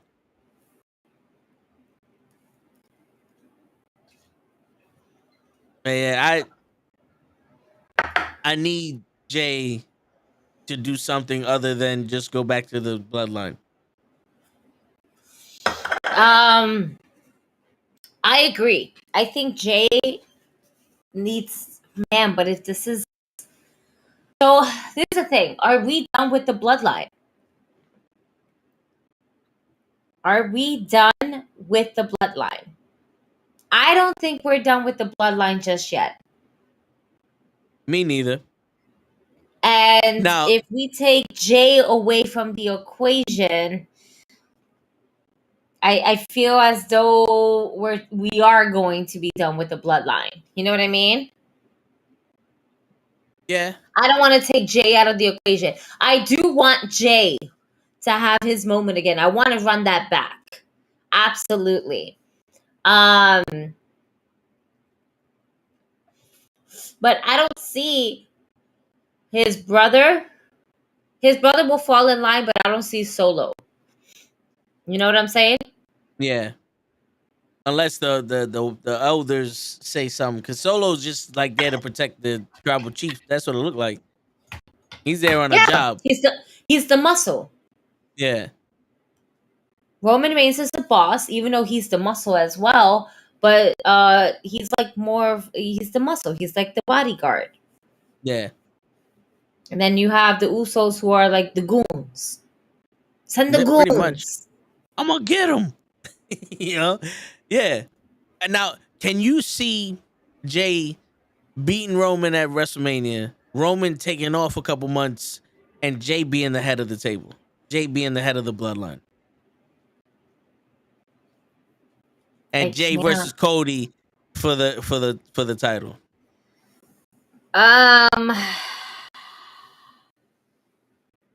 You know what sucks?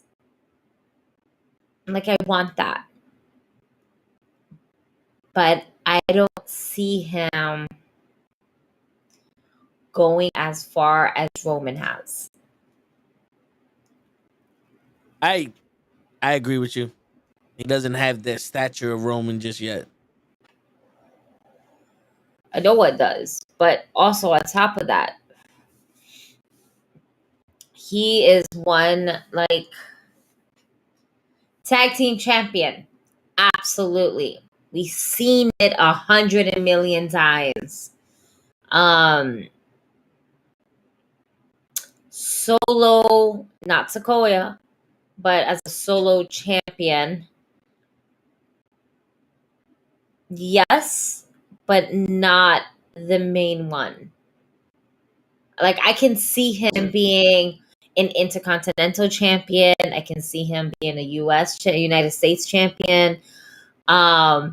But to see him have the world heavyweight undisputed world championship belt, the title, no. He'll have it maybe for like a month or two, but his reign as a champion will never be as far as where Roman has taken it to where it's at right now. And that's the problem. So you see him being like a Kofi Kingston, Big E. Like, we just gave him the championship, but he's not going to be the guy. Kofi Kingston was the guy. Big E was the guy. Thing is until that Brock Lesnar came. If Brock came and no longer the guy. So Jay Uso gets the champion and we give it back to Brock? You know what I'm saying? And not to say like that now we're going to give it back to Brock, but give him the Brock Lesnar treatment, as I like to call it. And it's not in the good Brock Lesnar treatment. It's like, oh, you're going to go up against Brock Lesnar for the title. And you got about 4 minutes for the match. Yep. And then You get Nothing. You lose. Good day, sir. Just like everyone else with Brock. I could see a Jay and Cody feud for the title. Like if Cody's the champion, I can see Jay going after that title, trying to replace Roman as the head of the table. Maybe not getting there, but if you're gonna keep the bloodline, then someone from the outside has to come. Like who I don't know his name.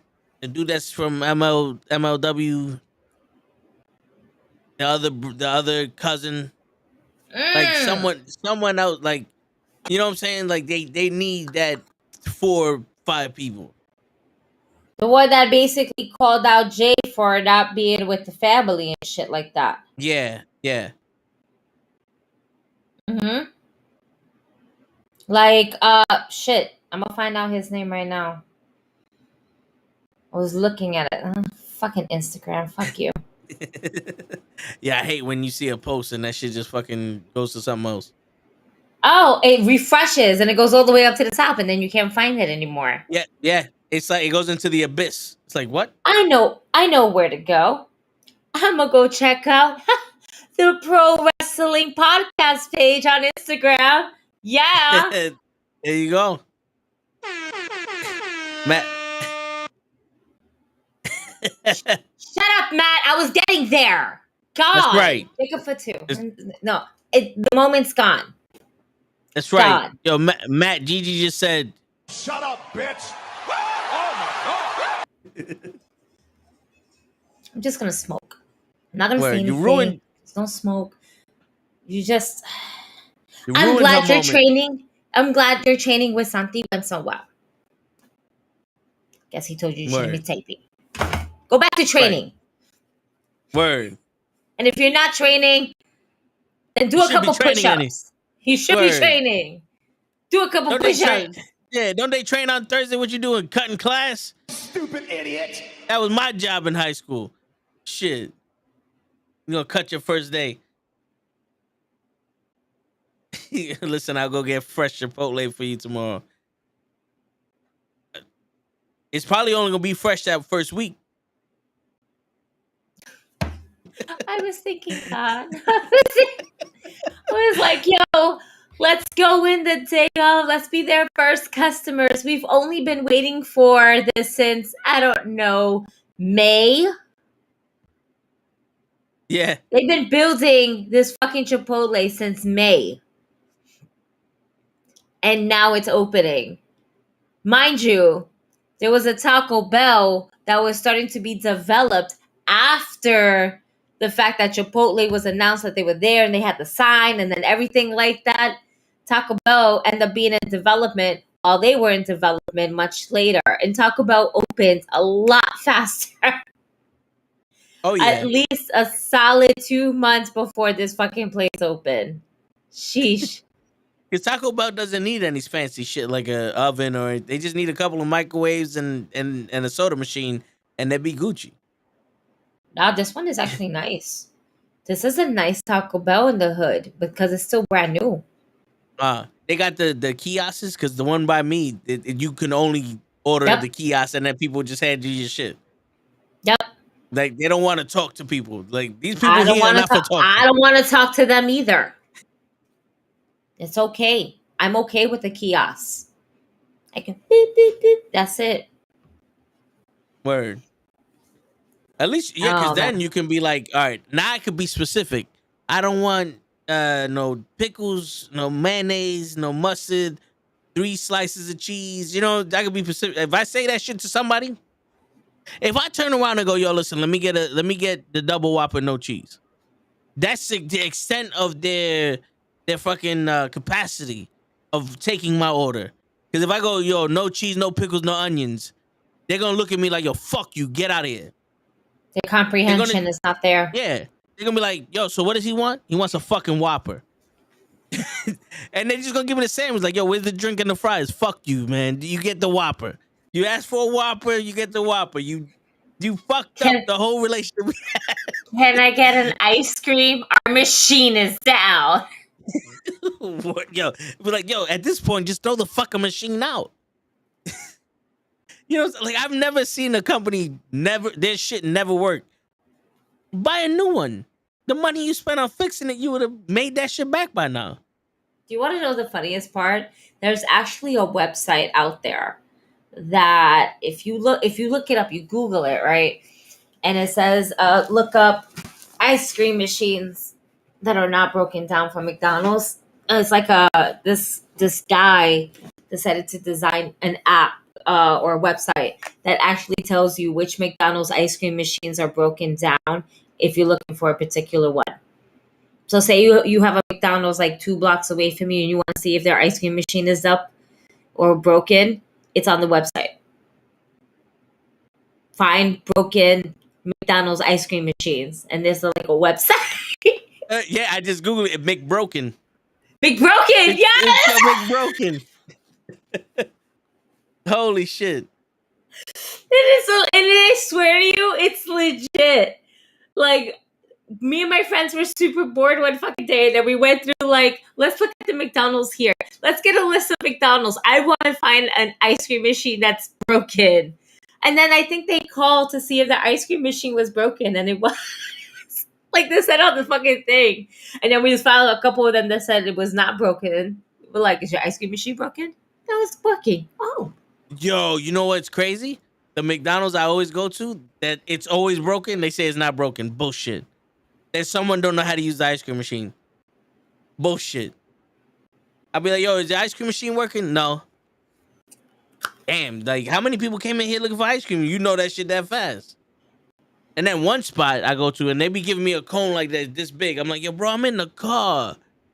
It's only me in this car. I appreciate you giving me 5 pounds ice cream, bro. I really do. But read the room, my nigga. I gotta make a left turn coming out of this. This ice cream ain't surviving. It fell on me once. Like, the ice cream tipped over out of the thing. I had to catch it. That was ice cream. That was fucking mad yema.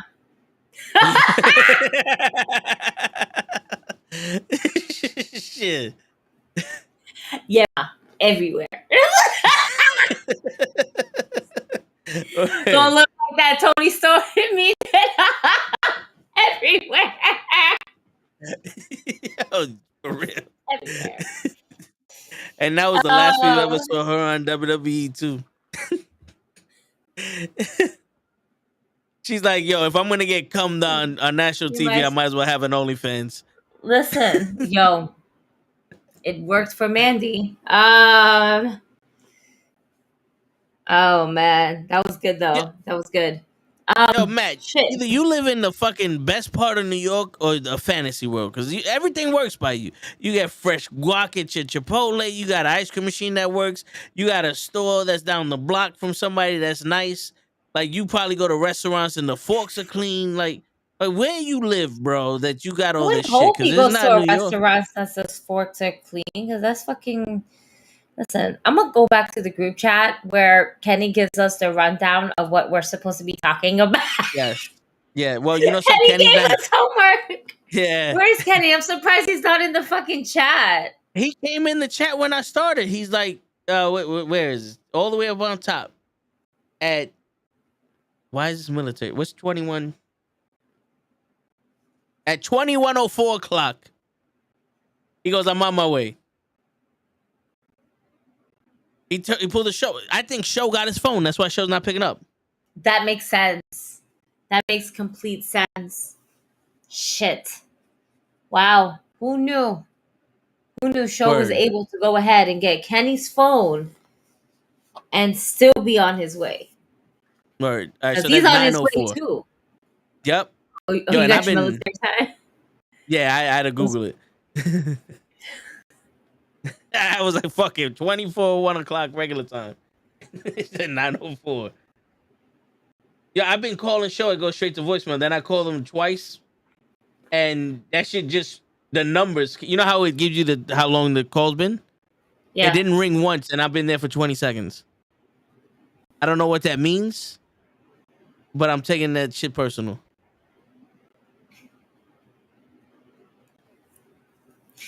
Dale. Yeah, like right now it's just counting, but it's not. It's not doing nothing. It's not ringing. Wow. Yeah, I don't see. He tells me, "Yo, just call me up." I call him up. He's not there. He's hiding from us. Matt, do you got show in one of your stores down your block? You got him tied up or some shit? Kenny stuck buying you potato salad. Yo, fucking potato salad. Oh man. All I'm saying is that this year's barbecue, You're not. I'm buying that shit again. I'm better getting 3 not. tubs this time. This is not tradition. This is not what we keep. The barbecue we keep as a tradition. The potato salad, we can leave that behind us, sir. Just leave it behind. Don't think about it. Don't be like, I wonder. Don't wonder. No, Don't I wonder. got to do it. Don't think about it. No. What are you going to do? Are you going to put a candle in it and we're going to sing happy birthday? Absolutely not. We will not be doing this fuckery. Bro. Yes. Okay. So, Monday Night Raw. I got 2 of them, Matt. We spoke about Judgment Day, Edge, Beth Phoenix. Edge comes out smacking that ass. Because, we love to see it.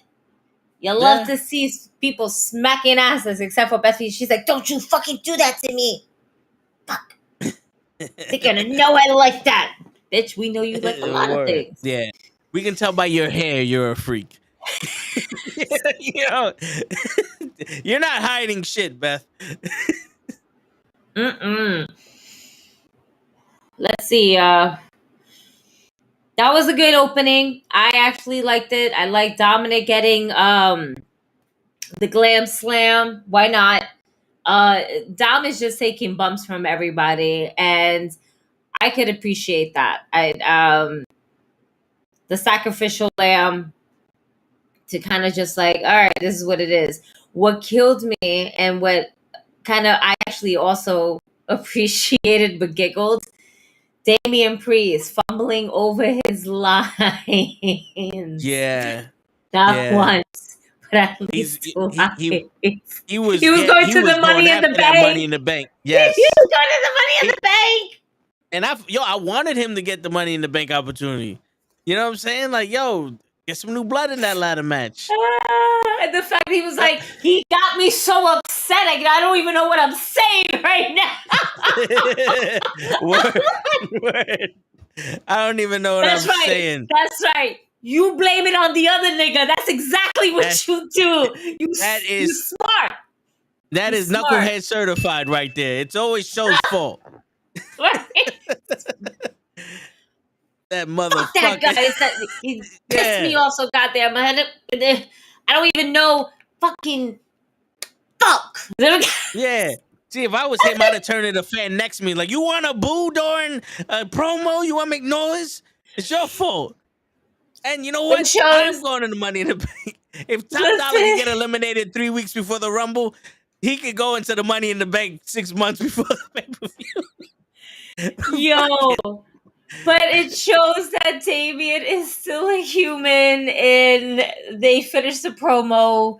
We didn't stop. We kept the ball rolling.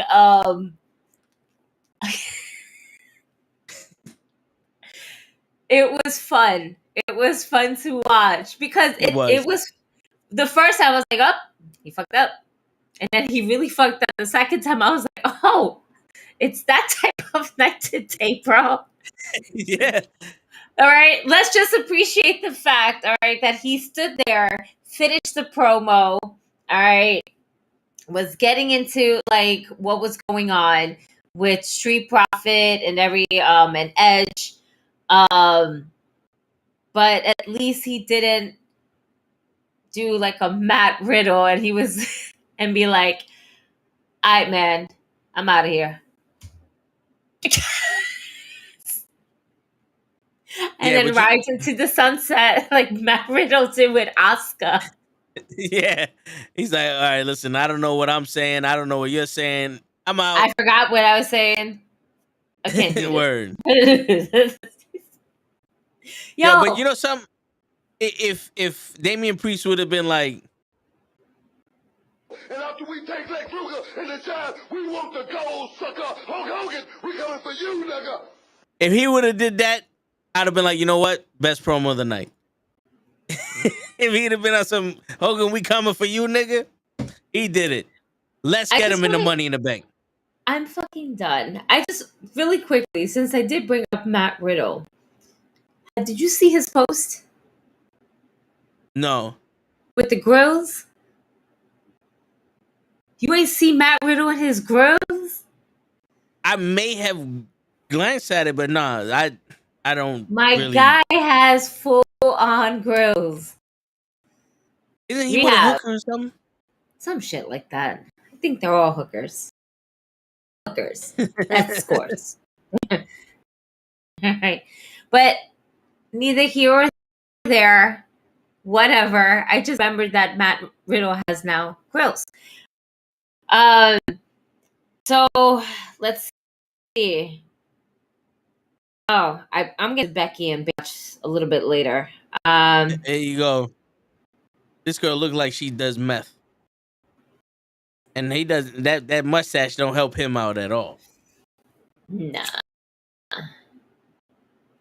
Thank you I don't know. for supporting me during my recovery, babe, and loving me for me. My man does not look like he recovered from shit. It looked like he just took a hit. Don't he look high as fuck? Like He she always just looks like some high as crackhead. fuck. Yeah, like some crackhead gave her some grills for some crack, and he's one of them. Yo, no, he just looks like a stoner. I don't, like, I don't know, man. I don't know. I'm hoping not, because I wouldn't mind Matt Riddle coming back. I like him. I find him entertaining. I think, yes, the gimmick itself for like the last few times that he was there was getting staled. His work though with Randy Orton, RK Bro, I didn't like the graphic we were getting with that. Yeah. But when something you don't really think is supposed to actually works with Randy Orton, especially, it's always kind of it's gold, in my opinion. It was gold, and after a while, it's like, why are you always hanging out with him? And he grows my favorite. And as a pothead, I felt that. I was like, you know what? Answer. Great answer. Steve Harvey. The number one on the board. Let's go. Show me. Good answer. David Strand. Ding.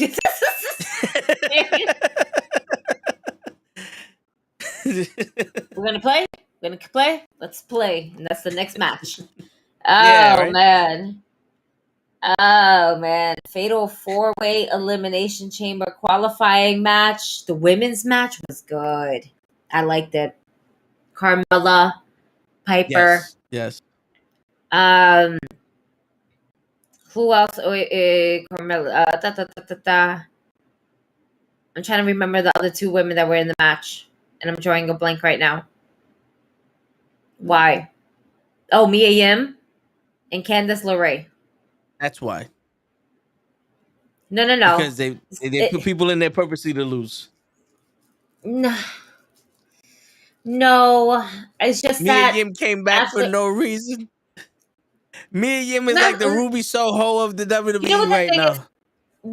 How I'm gonna see it is this. We see her as a storyline, yeah, but there could be a lot more to her actual role. Maybe she's like helping other girls and train other people. You know what I'm saying? Just to kind of get insight. It's her not being written is not really Mia Yim's fault. Her character development and what they're doing with her is not really how they're booking her, I should say. Not so much of a character, because this is Mia Yim. We've always seen Mia Yim like this with an attitude. So what? She's called McChin. That's fine. She's like, it's crazy. Whatever. I don't like how they are enforcing it so much. Yeah. But I'm fine. Whatever you feel more comfortable, she's comfortable. To me, at the end of the day, she's still Mia Yim. She still puts on a great performance. She still is a wonderful wrestler to kind of watch when she is up against someone the size of Piper. For someone who is pretty much like her, in a way, wrestling, which was in Candice LeRae, and then to see her kind of go a little up against Carmella. Well, we also saw a side of Carmella, which we've always seen, I like this Carmella back. Yeah. The Princess of Staten Island. I like that. And Mella is money. She is. Mella And will yo, always not for be nothing. She looks completely different than all the other wrestlers because they're all rocking the fucking I don't know why I want to call the damage control colors. Like Candice LeRae looks like she's the unofficial member. She's the Disco Inferno of damage control right now. So I want to see where we're going with Candice LeRae. But I you're feel right. like the projection is nowhere. No, you want to know what it is? We're taking a different route. We have some of the members of the Way already here, right? Dexter Loomis, Johnny Wrestling, Candice LeRae. We just pretty much saw, I think, our first actual picture. I mean, if it's not the first picture, don't kill me.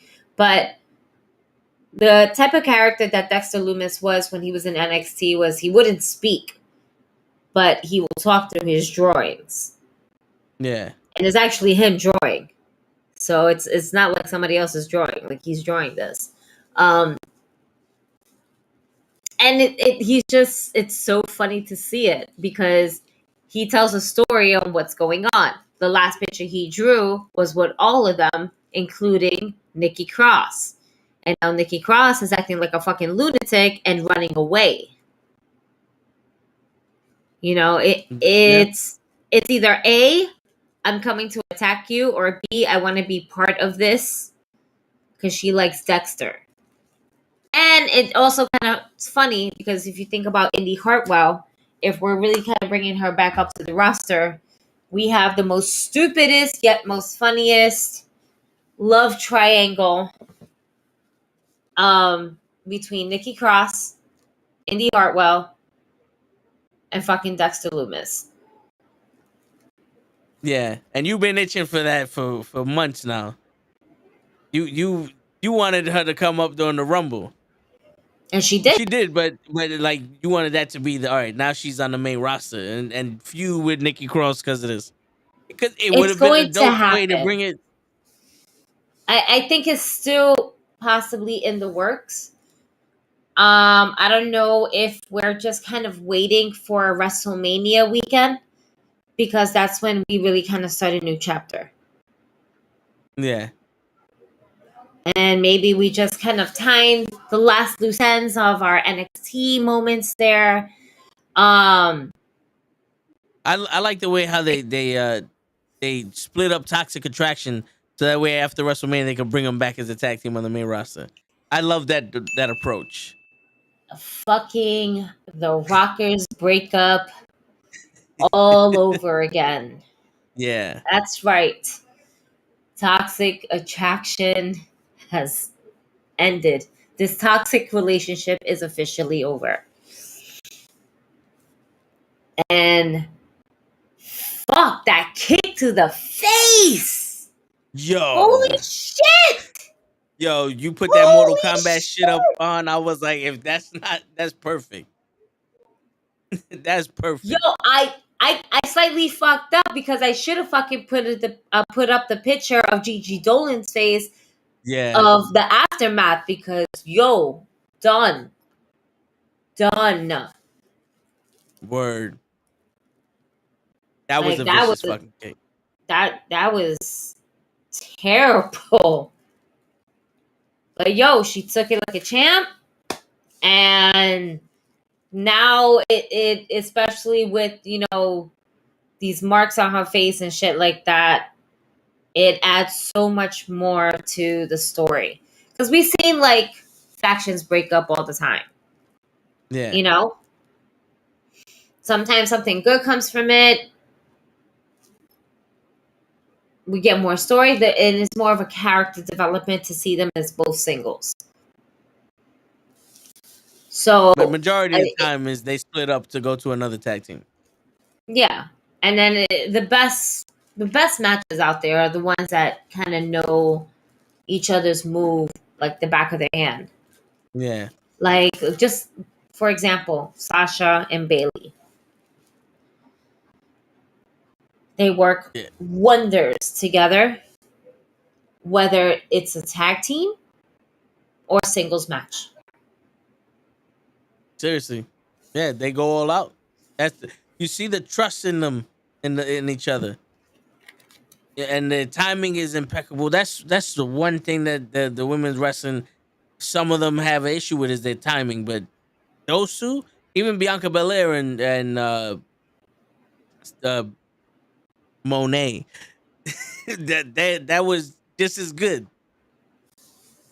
Mm-hmm. Yeah, I'm not gonna lie. I saw that little shit on Instagram. I put it in the group chat. Monet. I was like, all right, this is annoying. Yeah, I don't like That's it. my girl, but this is annoying.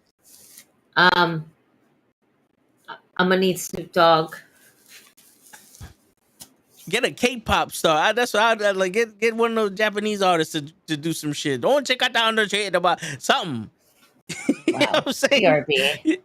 PRP. Something. See, Ray. See what you did? Fucking K-pop. Get the K-pop people that was singing the fucking wrestling theme songs. I'm with that. Yeah, fuck it. See what you did, Ray? Because you suggested it. She's gone now. It's your fault. I'm fucking blaming you with that bullshit. No, but yeah, I do like Mela coming back strong. I hate when people come back and they're there to enhance other people. They're like, for that, you could just pick up anybody that's in there. You didn't even say no, but you was thinking it, and I heard you think it. And that's when I was like, yo, fuck it. We don't hold back on this show. We state your opinion. That's why I had to speak it for you. I had to say it for you to let y'all know that you can say whatever you need to say on this show. There ain't no holding back. You know what I'm saying? Don't worry, I got you, Ray. I got you. We out here. And I know you want to hear it.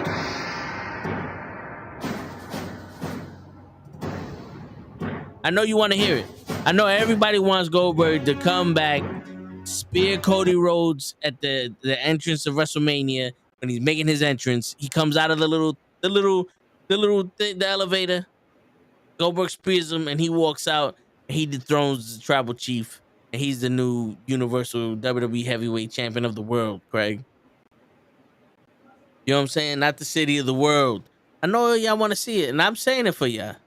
I know y'all really don't think Dom's money. I know y'all don't think Cody's that good. I know you don't like when Moxie and Bryan Danielson fight. You just have to say it for the rest of the community. It's all right, though. It's all right, though. I ain't afraid to say it for you. I'm the voice of the voiceful. You feel me? And that's the way it is. That's the way it is. And I live my life a quarter mile at a time. You know what I'm saying? The voice of the people. That's right. That's right. I'm not ashamed of it. I take my role very seriously. That's why if you ask show, am I the voice of the people? Yes. See? He knows. He's there. You know what I'm saying? And if you don't think that I'm the voice of the people, then wait a minute. Hold up. There you go. If you don't think I'm the voice of the people, then Krill's got a message for you. Krill's my friend, bro. You gotta get it together. Get it together. Get it together. If you don't think I'm the voice of the people. It doesn't matter how you feel. You know what I'm saying? It's the facts. 1-800 facts. Go call the number and they'll tell you all about it. They'll tell you all about that shit. You know what I'm saying? And MJF, how you feel about these people not thinking that I'm the voice? You Yeah, it's from him. He said it. He agrees with me. He agrees with me. Even Jeezy knows. Listen up, you son of a bitch! I'll say what y'all want to say. No. You know what's terrible? This whole time I can hear you. I'm listening to you. I went into my bedroom and Royal Rumble 2004 is on. My child goes to sleep to wrestling. Understand? This is what we do. We are subconsciously building it into her brain at nighttime as she's hearing the commentary. Okay. She's listening to the play-by-play in her dreams. All right. I was looking at the match. I always look at the match, and it's fucking Shawn Michaels versus Triple H, and Shawn Michaels is bloodied up. My God, like, oh my God, everything is so good. I let you rant because I'm just like there going like this, but also looking at the match, and I'm like, that is a good match. Oh, thank God, because this nigga's talking nonsense and he played Goldberg's music. And I'm like, I can't take my headphones off. I'm not going to put them back on. The voice of the people. Not all the time. Not all the people. Don't speak for all of us. All right? Don't speak for all of us. Me and Kenny need to read the script first, and we must approve before we start putting shit out there. We must proofread this and send it to an AI to see if it's appropriate. HR appropriate. Hey, listen, I had my full of HR already. No, the problem is there's no script. There's no script with me. There's no script with me. It's all off the cuff, off the top of the dome. I know what y'all people want. We tried to stop. No, you didn't. You was encouraging me. They want this. They want this. Yes. They want the young Rock McMahon in the flaming limousine. Really looks like fucking. I did not have sexual relations with that woman.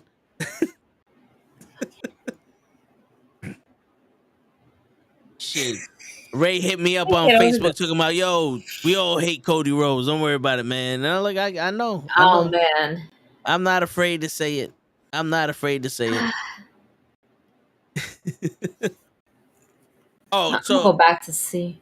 The next thing on his list of Kenny, Mr. I'm Not Here list. Is the promo and of Cody and Bianca Belair? Wait. Oh, Paul Heyman. Oh, you want to talk about the Belair promo? Belair. I mean, what's there to say? The women out there fought. Asuka won. Not for nothing. Good fucking match between Asuka and Chelsea Green. Chelsea Green put up a fight. It wasn't a one and done type shit in a way. You know, it's like, oh my God, like 2 seconds later. No. And the fact that we had women out there observing the match, I loved it. I was like, oh, this is different. Yeah. They're not, for a second there, I kind of got lost thinking it was a lumberjack match. But it wasn't. It was just like all these women are out here to observe this match. Because it was all the competitors of the Elimination Chamber because Chelsea Green was talking shit. So it's like they're all out there. Come on, bitch, let's see what you got. That's what it was. It wasn't just on Chelsea, but they're also looking at Asuka. Because at the end of it, think about it, this is a different Asuka. They've known the other Asuka. You know, this is oh shit. So it kind of added more to the story that we're going to get at Elimination Chamber. But to see that many women just out on the front of actually being on my TV, I'm okay with this. I'm okay with them not even having a lick of anything in the match. Just like, okay, talk your shit, do your thing. I'm just watch you up close. Learn your moves while I'm here. I like that. I like that Yeah. a lot. It's a different way of going about it and a different way of showcasing the amount of women we have on the roster. Yep. And I like that. And at the end, we got a Bianca Belair promo. I wasn't mad about it. She cut a good promo. I kind of forgot what she said. Either that or I didn't As hear did what she I. said because it was because of No, doing the trivia. I forgot because I'm a pothead. But she's just like, she's really interested in seeing who's to go in the thing, just to know to go up against this or something, and I'll see one of you ladies. Yeah. We'll go to WrestleMania. Yep. That's it. And pretty much like we'll go and let's do this. Yeah, and she did a somewhere. She always do that somewhere. No. She didn't. She had to did some girl or some shit like that. She, that's the thing. No, because she normally does that when somebody is kind of attacking her verbally. You know what I'm saying? Yeah. This was a straight on, all in her own promo. Nobody had a, you know what? You need to go ahead and shut up, girl. No, she just came out at the end of the match. And was just, she did not say her girl. Nothing. And it was good. It was a good promo. But jumping from that promo to Cody and what? Think I what? Do you think they're foreshadowing that Asuka's gonna win the Elimination Chamber?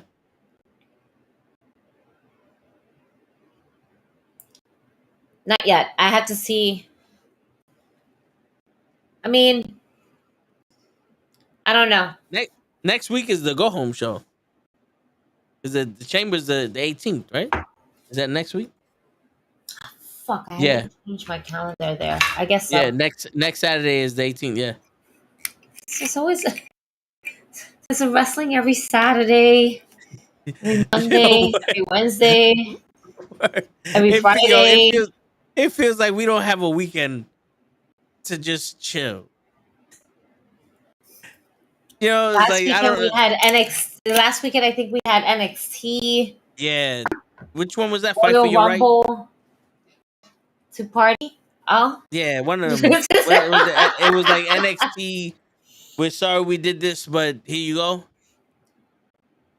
Is that the name of it? NXT Braun Breaker in a cage match. Yeah. Yeah. No, that's the last one that they did. I just don't remember. Vengeance? Was it Vengeance? That sounds like it is.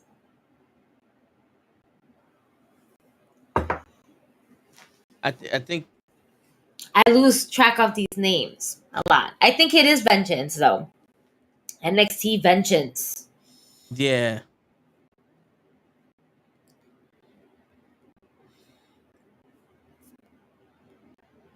Yeah, that's exactly what it was. Vengeance Day. Yeah. Braun Breaker. Yep. Braun Breaker and Carmelo Hayes is going to be next. Is it? Well, yeah. Because at the end of, and I remember watching the match. It was actually really good. But at the end of it, when after Braun Breaker won, Carmelo Hayes just came out just to stare at him from the ramp as Braun Breaker basically climbed the top of the cage and was just like kind of looking at him. My man looked like he was scared to be up there for a little bit. Shit. if you peep that, you see him always like kind of checking, like he's like, wow. You can tell in his brain, he's probably saying, wow, it's fucking high. All right, let me just, all right. I have to look back at him. All right, standing in a certain way to hold the title up.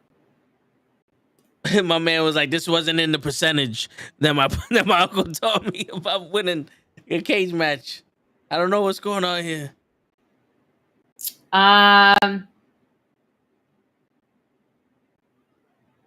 Then you had Bobby Lashley. Thinking about Bobby Lashley. Just like Brock Lesnar was thinking about Bobby Lashley. With Sable and everything. after sex. Of 4 or 5 hours of sex. Everyone knows that, you know, as a real man, once you get a nut off, you got to think about Bobby Lashley. It's the only way to calm yourself down, you know? That's the way it works. That's Oh my God. You know, few pumps, boom, Bobby Lashley. That's it. Bobby Lashley. Bobby Lashley. Folks, what you supposed to think of. You should have put that as after the busting caption that nut. to Tony Storm. Well, He nutted all over you, and all he's thinking about is Bobby Lashley. Oh shit! There you go. Oh my God! When you realize he's thinking about Bobby Lashley now. Oh man. Oh my God! But hold up, you got me thinking about something here now. Now my brain is working because I can see something right now in my brain. Oh man, but I can't use Tony Storm. I already used her for the day. Yeah, we don't use 2 pictures in the same day. We tried that; it doesn't work for the algorithm. All right, but I got something. Oh man. Bird. Oh shit. Oh my God! All right, I'm excited. And it's a classic meme. On top of that, but the word, because of everything of Bobby Lashley, is just right there. The word. I gotta rub out on Bobby Lashley. Come on. Then my man said I gotta rub out on Lashley. That's what we're calling it now, Daniel. Rubbing out on Lashley. Shit. Oh He's the God. genie in the bottle. But yeah, I'm listening. Oh, I'm here. I'm here for all of this. I'm just trying to find the fucking picture. Yeah, Cody and Paul Heyman. I said earlier, it felt like they were like, "Yo, let's pay as much respect to Dusty Rhodes as we can," and then I'm gonna say Roman's better than him. All right, cool. Don't get me wrong. I like hearing that little personal shit, but as a promo. Nah, that shit hit home. I liked it. As a segment, it was dope, but as a promo to sell the WrestleMania match, it was like, it's like, all right, we're still building it. We're building it. No, the thing is that we're like what, 2 months away. I get it, yeah, but it's right now. It's still my daddy said that when he comes out of jail, he's gonna take me to Chuck E. Cheese. Pay respect to. This is the most that we've really heard of stories about Dustin, in a way, in WWE, where it kind of feels more at home, I should say. But to watch Paul Heyman, in all honesty, let's be real, Paul Heyman never breaks character. You know what I'm saying? Yeah. But for him to, you saw he had legit tears in his eyes that first moment when, again, he probably wasn't expecting that. Yeah. Mia, yes, we're going to talk about your dad. Sure, we're going to talk about the usual blah, blah, blah, blah, blah. But then Cody hits him in a more sentimental way where it kind of caught Paul off, not to say off his game, but it threw him off. Yeah. Because he actually got emotional. And for once, the wise man, all right, the advocate, what is the other one besides the wise man? Special counsel. Yes. Right? Yes. The fans gave him his flowers that night. No, yeah. And you never really hear the fans kind of say thank you, Paul. Like, not in a while, I should say. Yeah. Because he don't allow him Paul to. Heyman. Right. He controls and this what is the the one fans time. say. Yeah. Right. But not this time. And it hit him in a way like, oh shit. But you can see Hold how, yourself. you can see how he's the best in the business today, because he went He got jabbed and was like, "Oh, okay." And then now I'm gonna take what you said, I'm gonna expand on it, and then I'm gonna bring it right back to my original point. You're wrestling Roman Reigns. Remember that? You know He what's brought it full insane? circle. Paul Heyman is such a gem in this business because if you really fucking think about it, out of all the people that possibly has been going up against or that has went up against WWE, WCW, he's still top guy. Yeah. Eric Bischoff's not around. He does podcasts. He tweets things. Yep. Whatever. Vince McMahon, we already know. Yeah. We know it all. Thank you so much, Wall Street Journal. Yeah. And the one guy that's pretty much, as the story has gone, has pretty much almost shitted on a lot of people in ECW, is possibly living absolutely the best life out of anyone that's actually owned a wrestling organization. Yeah. And he's on the top part of his game. And he always finds himself there. Whether it was with Brock Lesnar for those years or now with Roman Reigns. Yeah. He's like the Undertaker of managers. He's always reinvented himself to fit in the current situation. Yeah. Without having to change his character, though. Yeah. Yeah. Because he fits any way you want to put him. If you put him right now with Carmella would be the biggest thing on any show she's on. That's what he does. That's what he does.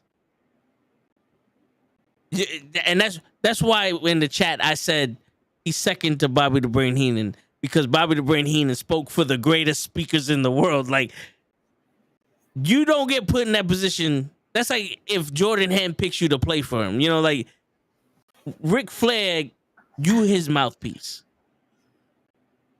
And it's insane because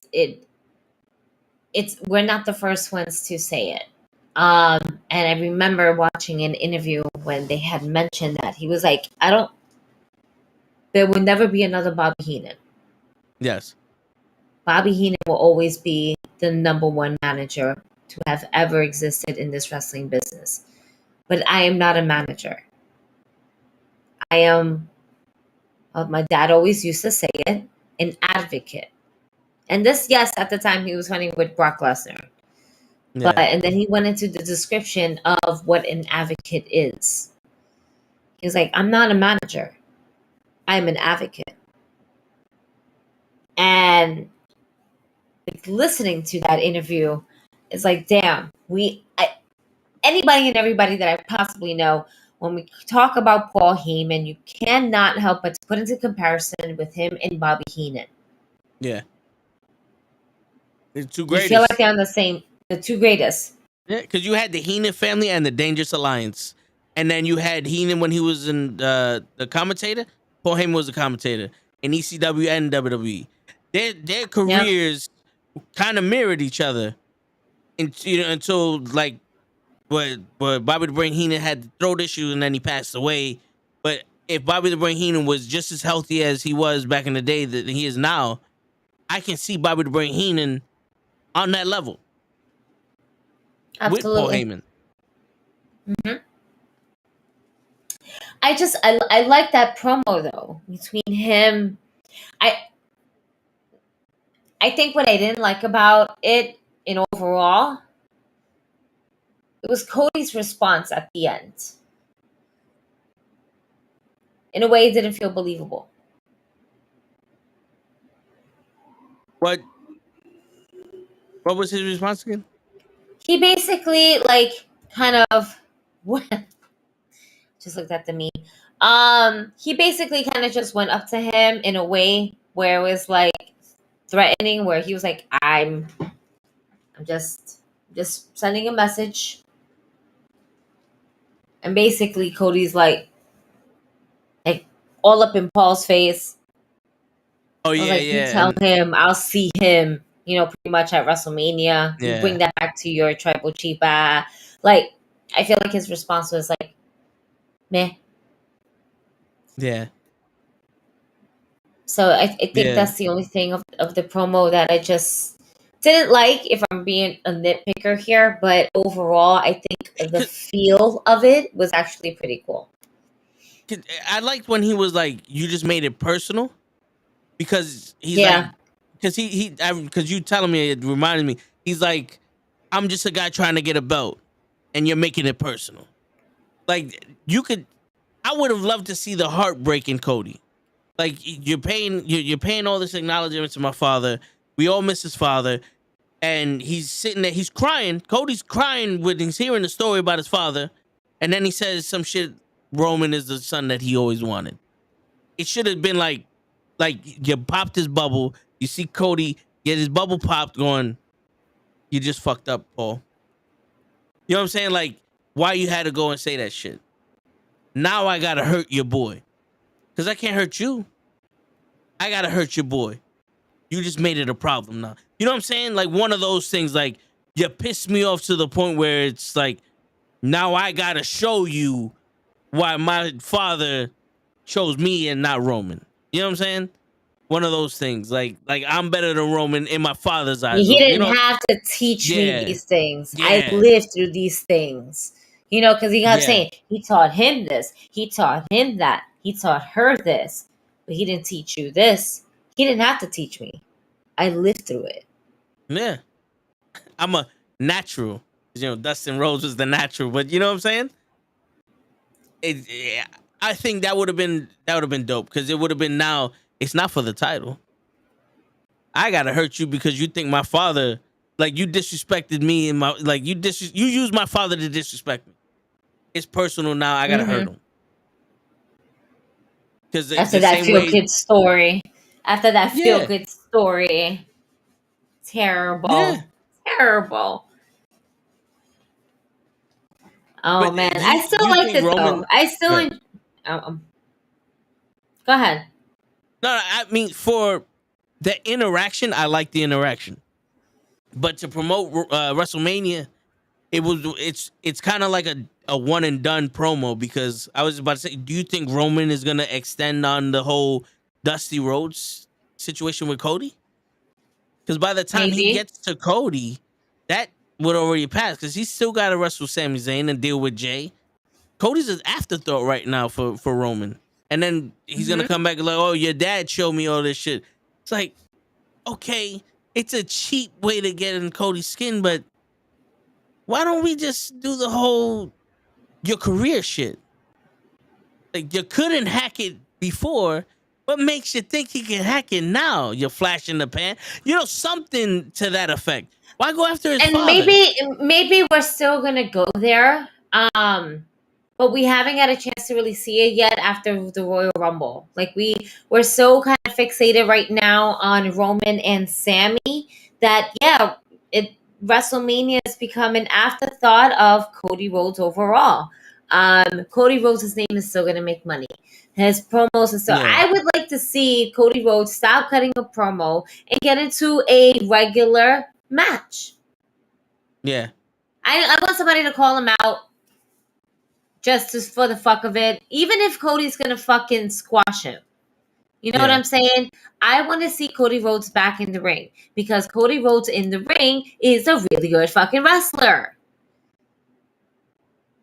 No, he's a good wrestler that goes along with a lot of the people that are in that WWE locker room. He can make them look really good. All right. I just don't want to see him always cut a promo at this point.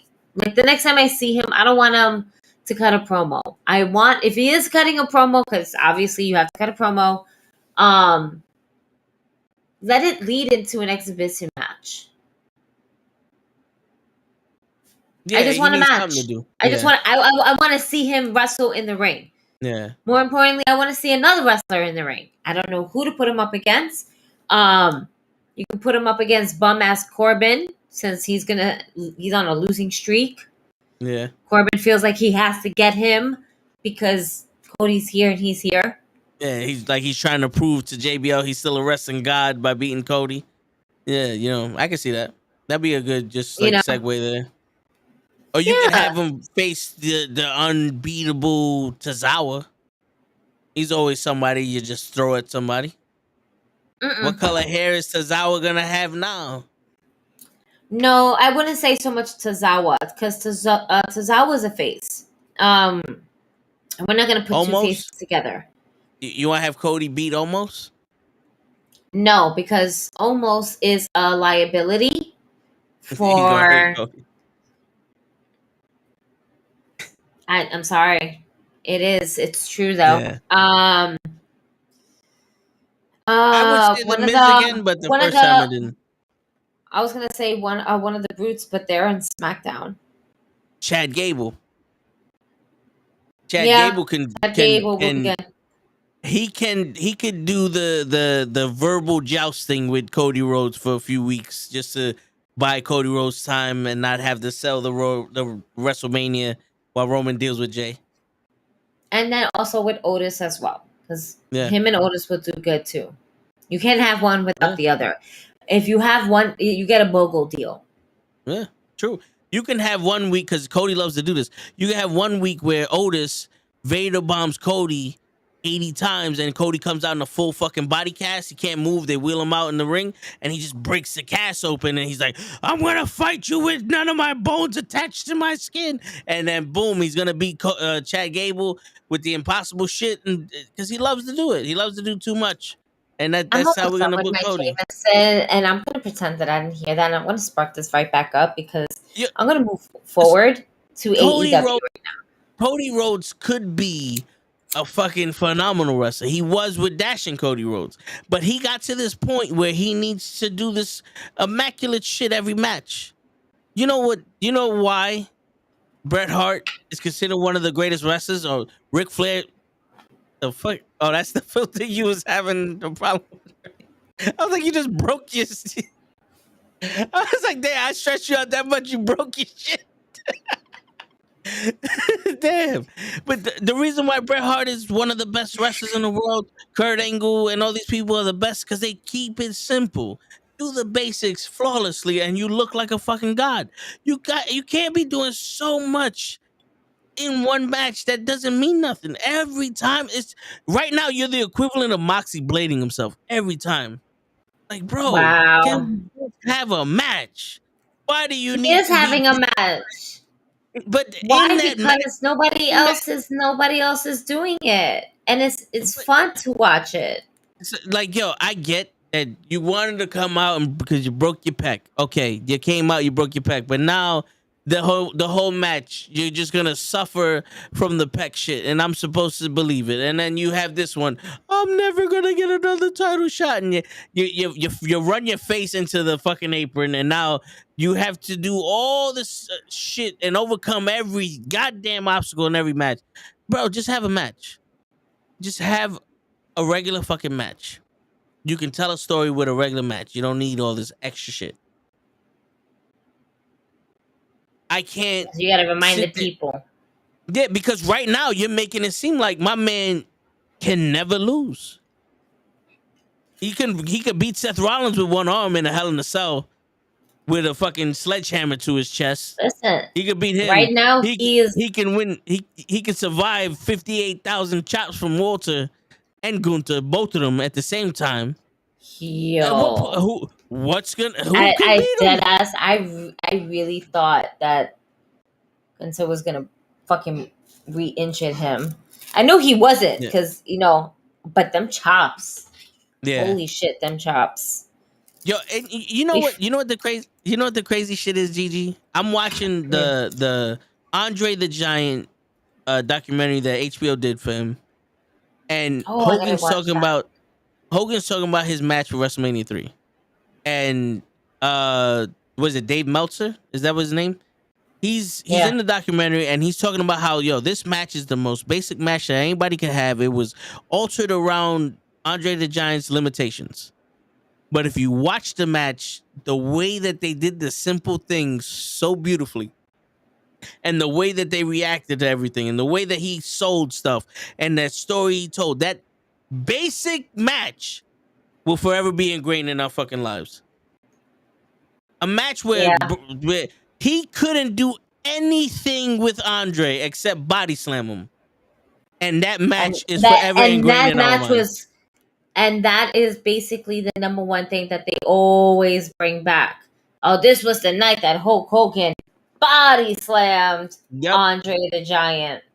Yep. Have you ever seen Hulk Hogan in a situation where he was like, yo, this guy's gonna die, and then pop up? The only time they ever killed Hulkamania was when Yokozuna did the bonsai drop to him like 4 times at the King of the Ring. Oh my God, I remember that. But Cody Rhodes, a normal sized dude, is getting killed every match, and he's coming back with 52 crossroads. He's a Matt Hardy of finishers. 1 crossroads is never enough. He needs 82 of them.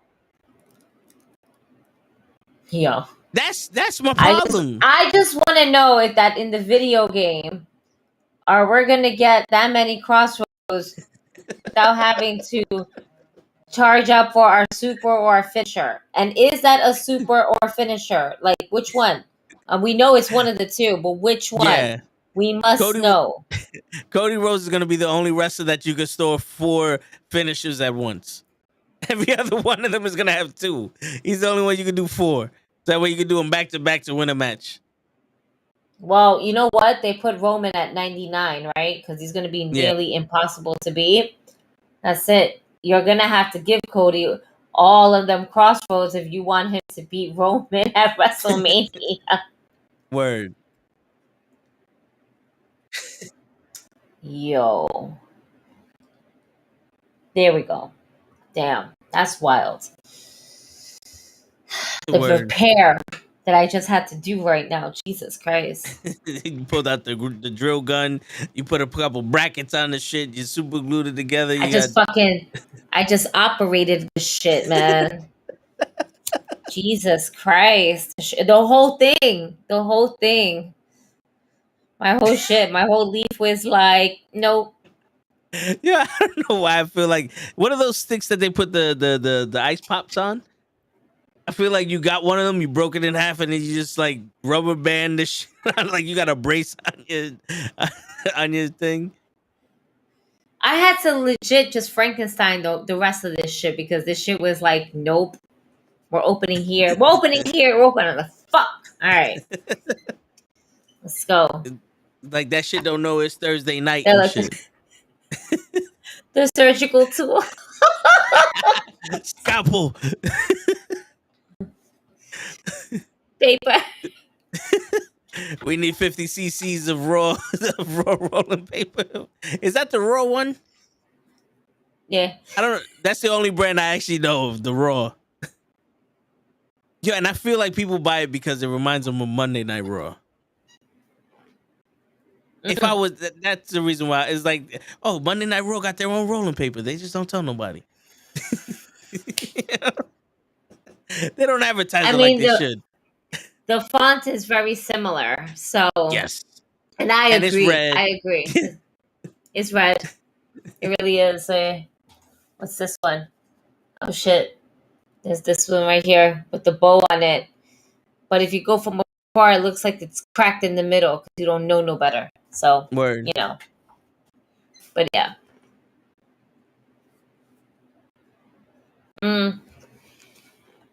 So, all right. So, what happens with Sami Zayn after Elimination Chamber? I know we got the whole list from Kenny, but we're not Sami Mania. Sami Mania. Nah. If we get Sami Mania, so let's just say, hypothetically speaking, right? Sami Zayn wins the Elimination Chamber. No, wait, he's going up against Roman at the Elimination Chamber. Yeah, the Elimination Chamber is for the United States Championship.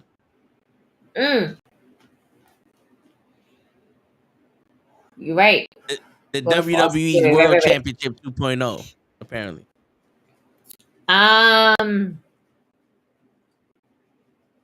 No, I don't see Sami. I see,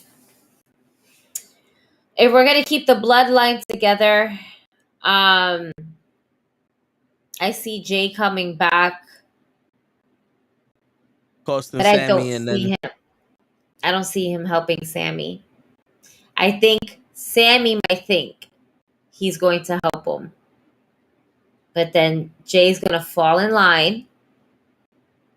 You know, I don't know, because Jay Uso was the one that was also tweeting out, "I'm done with this." yeah. See, He's because out. the obvious thing that they're doing right now is Jay's gonna come back, prevent Sami, and it's gonna be the Usos versus Sami and Kevin Owens at WrestleMania for the titles. Which I That's won't be mad. yeah. Because imagine SmackDown, because Adam Pearce apparently could do whatever the fuck he wants.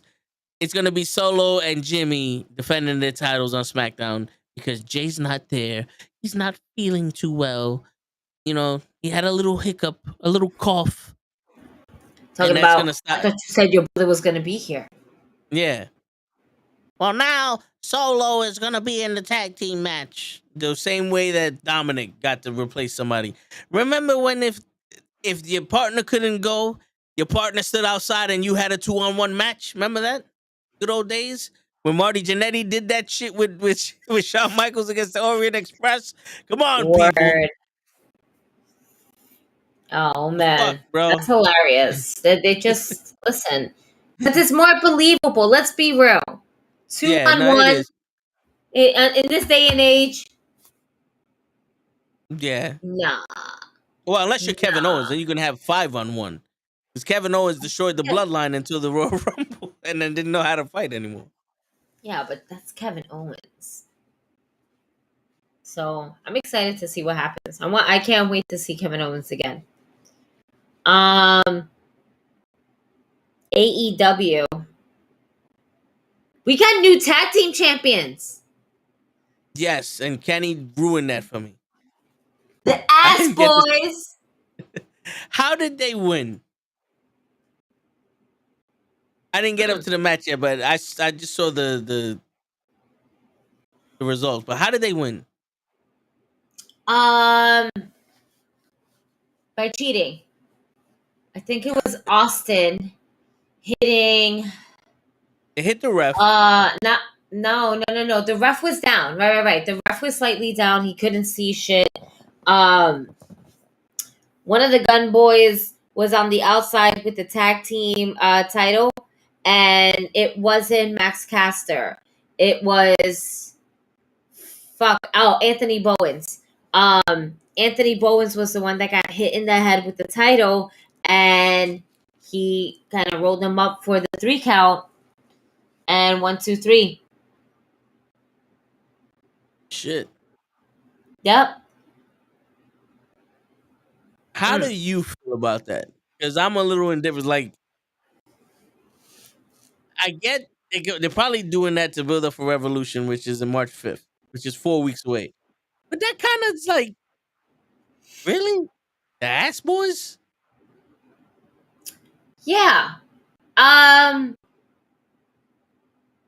You know what? So I'm a little 50-50 on this, and hear me out. I love the Acclaim. The Acclaim is super over. Everybody loves the Acclaim. Everyone loves the Acclaim. And it's funny because honestly, they don't need the tag team titles Yeah, they don't. because they're over. They're beyond over. Yeah. In a way, I kind of feel as though is that, you know what? We're just gonna do a passing of the torch real quick. Even though I feel like their title reign could have been a lot longer. Yeah. Like, I would like to see the Acclaim being the longest tag team champions AEW has ever had. Like, Yeah. I want the Acclaim to have that claim to it. And I think with this story with the Ass Boys, yeah, we're gonna put the Ass Boys because now we can put them with Best Friends, and Best Friends can possibly get a title back, right? We can go and run the Acclaim again, but if they win over the Acclaim, then I need them to move forward. But I feel like it's a good way because we don't really have much eyes on the rest of the tag teams, not like that, and I think we need that. So yeah, putting the titles on the Gun Boys, the Ass Boys, whatever you want to fucking call them. I think it's gonna be cool, and I don't see their title reign being lengthy at all. But to kind of see the tag team titles in a way also being passed around, I hate to say it like that, but I want to see like the Butcher and the Blade have it. I kind of want to see Best Friends have it again, because Best Friends to me are like the New Day in a way, when they're like colorful and you got to give to people what they want. Trying to think I think it's going to add more. I'm trying exactly. Then you have the Lucha Brothers. Yeah. You know. Yeah. You don't have Ortiz and Eddie no more. Eddie Kingston sent out a random ass tweet. Yeah. Hold on. I'll look it up in the chat. I'm like, yo, what's up with Eddie? What is he? He just fucking trying to get back on TV, huh?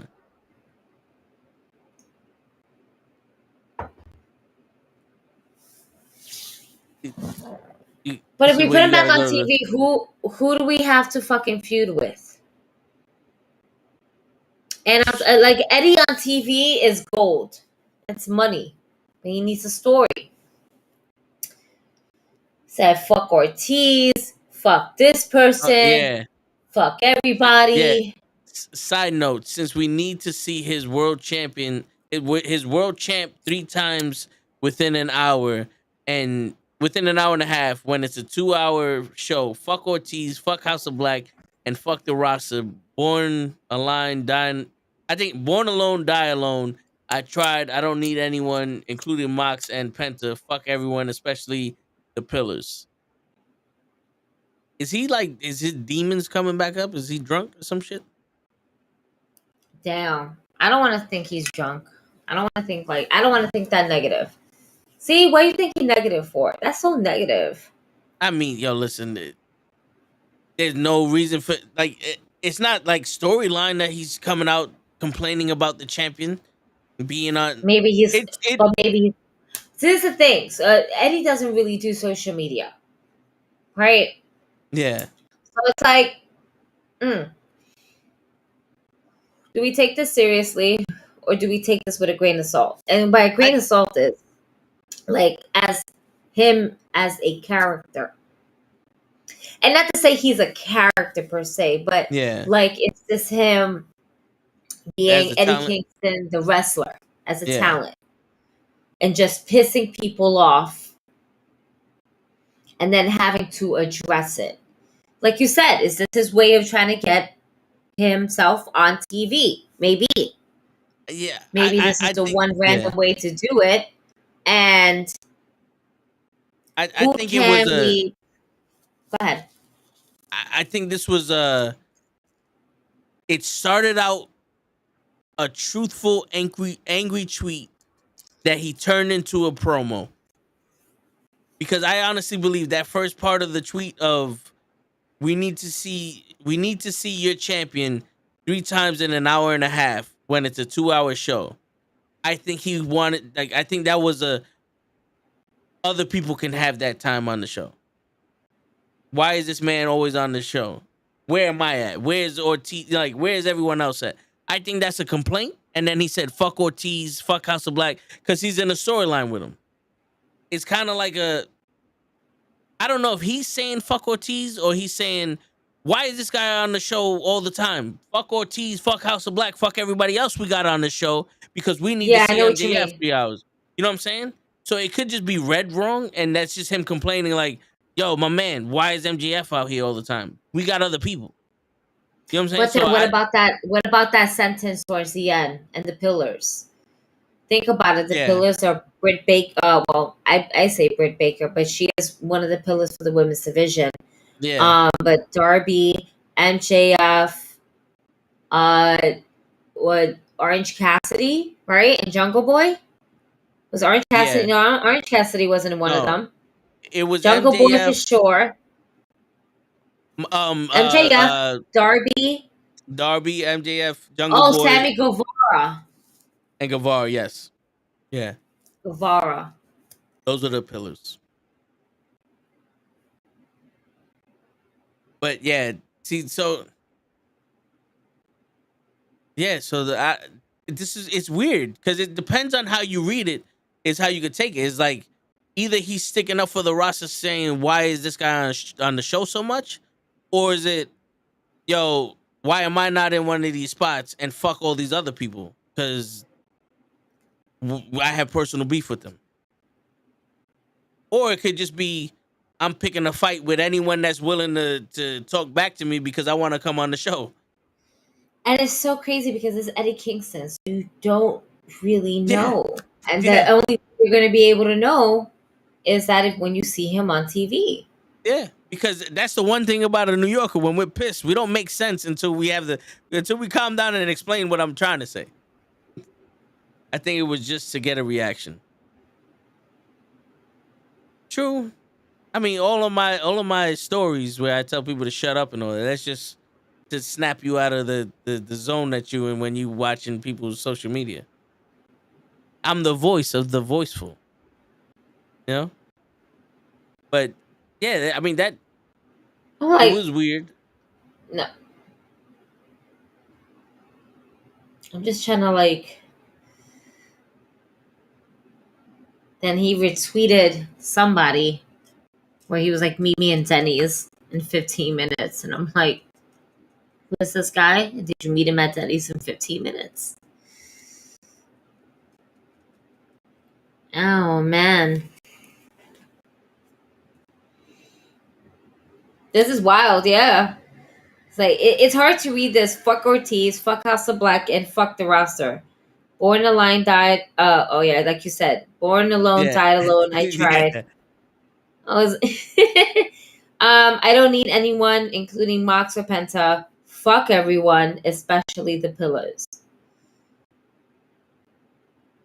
See, that to me, it sounds like he's just telling fuck everyone. Yeah. I'm reading it as if he's saying, man, fuck these people. Fuck everybody. You know, but so the first half. This to me sounds like fuck you, fuck you, fuck you. You were cool. Then you fucked me over. So fuck you. Fuck you. Uh-oh. Did Steve fuck her up? Did Steve fuck it up? Yep. She's frozen. Steve fucking it up for everybody. I'd say it for fuck you, fuck you, fuck you, you're cool, fuck you. You know. Hey, Steve, leave Gigi alone, bro. We are on the tail end of the fucking show. Leave Gigi alone. Stop with your shit. Stop with your shit. But, yo, I see talking about this with Gigi, it's making me feel like that I'm reading it. And when Gigi comes back on, we'll do that for now. When Gigi comes back on, we'll get it back on. But reading it, it seems like there's 3 sections here, right? So you have one, he's tired of MJF being on the show so many fucking times in an hour and a half when it like so much of the show is being used up by MJF, right? With that being said, it's like fuck Ortiz, fuck House of Black, and fuck the roster. Born alone, die alone. I tried. What did he try? Did he try to get Ortiz, House of Black, and the roster to be prominent, put more on the show? And him going, I don't need anyone, including Moxie and Penta. fuck everyone, especially the pillars? Is he saying that no one had his back when he's trying to push Ortiz and House of Black and everybody else? Like, it's just one of those, like, yo, I'm the guy in the background telling everybody, like, yo, let's get these guys on TV. We need these guys on TV, and you just want to push MJF and no one gives a shit. You know what I'm saying? Is it that, or is it fucking I'm going through some shit and I'm mad at you, and now I'm just gonna say fuck everybody? Like, fuck Ortiz, fuck House of Black, because that's the storyline I'm in. But fuck Moxie and fuck Penta because they weren't there for me when I did some shit, when I needed them. You know what I'm saying? Like, because it kind of reads like this is some dude that has multiple talking points and he's trying to fit it in 140 characters. Yeah, fucking Steve kicked you right out in the middle of the fuck yous. And I kept talking, and then I saw your face, and I was like, wait a minute. Yeah. And you just stood there, and I was like, shit, what happened? And then I just saw my shit buffering, and I was like, get the fuck out of here. Yeah. Well, fuck you too, Steve. Word. So, all right, while you was gone, I was saying this kind of reads like 3 different tweets at once, right? Where he's like, why is MJF on a 2-hour show? You know, why is he taking up so much air? And then it's like, fuck Ortiz, fuck House of Black, and fuck the roster. Born alone, die alone, I tried. What did he try? Was he trying to get the storyline between him, Ortiz, and House of Black more predominant on Dynamite? But they were like, no, we need more airtime for MJF? Or is it like he tried to make that a thing? And then the third part is like, I don't need anyone, including Moxie, Penta, and fuck the pillars. Did they not have his back when he was trying to tell him, like, yo, let's get more time on the show for these people? Did you notice you're not seeing House of Black on Dynamite? Dynamite seems like a faster show now. Yeah. Yesterday's show, even though I got halfway through it, did not seem like a 2-hour show. That shit seemed like, 15 minutes in, and the main event. What? When did this become Rampage? Yeah. I felt like that. So it did. So you're not bugging out. So that's where I'm stuck at, because you read it more than one. That's the problem with Twitter or texting. There's no nuance to what he's saying. So you can read it however you want, and I'm the type of person I read wrong. You know? Because I'll read it and see, I saw all these different things he's trying to say, but in reality, it's like, yo, fuck everybody. I'm drunk. Fuck everybody. I'm gonna go shoot myself. Why are you always fucking thinking that they're drunk and they're gonna shoot themselves? You're so fucking negative. That's him. Yes. No, that's not him. That's what he said when he was wrestling CM Punk and everybody else. When he's wrestling Jericho, you brought up the demon. Like he's, but that's then. Like, now it's different. We're not talking about that. Sheesh. We move forward. Every time he speaks, he's a drunk. Remember, he was a part of the Brood for 3 months. He has magical power. I'm fucking done with you. You know what I'm saying? Belair being nicknamed Mrs. WrestleMania. Please don't. Sorry, I was reading Kenny's notes. My head is all the way down like this. I'm like, I just realized that. I'm like, the fuck? What? Belair being nicknamed Mrs. WrestleMania? No, thank you. Yeah, I don't think that's I don't think that's. She had 2 main events of WrestleMania. It's not the time right now. Now is not the time to call anybody Miss WrestleMania. If you call anybody Miss WrestleMania, Charlotte. It would be Charlotte. Yeah, Charlotte. And I think they did give her that name at one point. She won the woman. She won the women's championship at WrestleMania. She beat Asuka and ended the undefeated streak. She headlined the main event with Becky and Ronda Rousey. You know, she's done more at WrestleMania than every other person. Now, has Bianca had 2 stellar matches at WrestleMania? Yes, she has. Yeah. But Shawn Michaels went decades performing at the top of his game at WrestleMania. They didn't call him Mr. WrestleMania because he fell off the ladder at WrestleMania 10. And he didn't want to You be know? called that either. Yeah. At first, he didn't call that. He's like, "Mm." But they insisted, and it kind of just stuck. And he was like, "All right, I am." Well, I think somebody called him that. It might have been Taker to call him that. I'm not sure. Yes, we covered that already. Why does AEW always put their women's champion in tag team storylines? I don't know. I don't know. Why is a good question. There's no need. Yeah. It's a way to keep Saraya on TV without actually putting her in too many matches and not giving her a title shot straight out the box. Because Saraya is kind of like the advocate tag team partner of Tony Storm right now. Saraya, whichever one you want to call her. You know? Yeah. Which I don't get it. They turned heel and they're going after heels, but the heels aren't faces. So now I'm like, do they know you got beef with them, or are you just... And they're going after everybody who is technically a homegrown AEW star. Right? Anybody that did not come from WWE, right, is considered as a nobody to them. We're superstars. They belong with Jericho's. Yeah. Yeah. You know what I'm saying? No, we're not wrestlers. No, we're sports entertainers. Yeah. We're divas. What? No. No. You almost Go fuck yourself. Go fuck yourself. No. You almost agreed with me.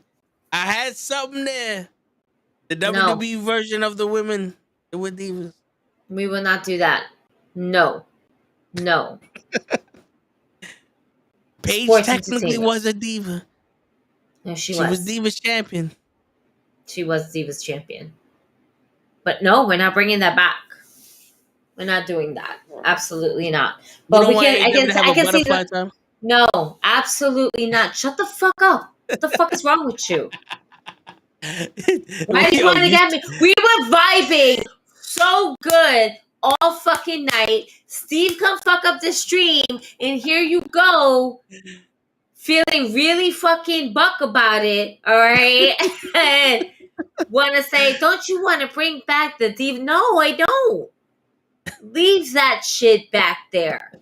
Don't ever bring no wild shit. No, that shit better be as pretty as that fucking TBS championship that they got. All right, and that's not even that pretty.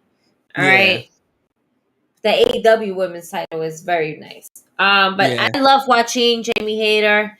Anytime on my screen, I think she's a great worker. It's exciting to see her in the ring, but yeah, I think I'm ready to see her completely break away from Britt Baker, but we're not there yet. Yeah, I do like the fact that Britt Baker kind of like stepped to the side and let Jamie Hayter be the champion. She's not like taking her shine. Yeah. She's sitting there like, yo, go out there. We'll come out the same way you did for me when I was champion. You know what I'm saying? It's one, like, these are friends and they're happy for each other. You know, I like that. But with any good friendship like that, there's also a betrayal. Yeah, lined up in the stars. And Tony Khan's pissed because he can't kick Jamie Hayter through a window because Toxic Attraction just kicked each other or through door. Or door. They can't. That you can't forbidden door kick them through the door. The forbidden door. Oh, hello, ding dong. Shit. Be like, ding dong, hola. Word. Do you think that Saraya and Tony Storm, that gimmick is working? Do you think what they're doing is working? Yes. You want to know why? Because that's the only thing relevant besides Jamie Hayter. in the women's division. That's the Yeah. only story that we're kind of getting in the women's division. Yeah. Because even the TBS champion that died out real quick. I Jade, don't know what's. Yeah, Jay. I forgot her name. I I know. did that. I just That's reminded why. you. Yes, that's why I was like, "Fuck is in it?" She's the TBS champion. Right, because I feel like they keep her more for Rampage. Yeah, and Rampage And is in.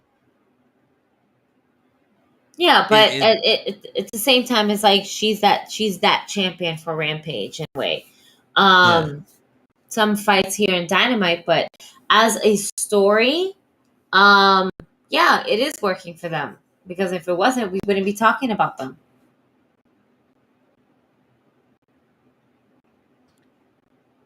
Yeah, but they're the only other ones to talk about. Because they're actually putting a story out there. What's the Yeah. story? Us versus them. We know what it's like. We've been to the top. These girls don't match up to our level because where we came from. Yeah. You girls are a joke. That's why this women's division is failing. You don't know how to, like, things like that. Kind of like when you have that rich person that rubs it in your face that we're so much better because we have this much money and you don't. We've done this. You've never have.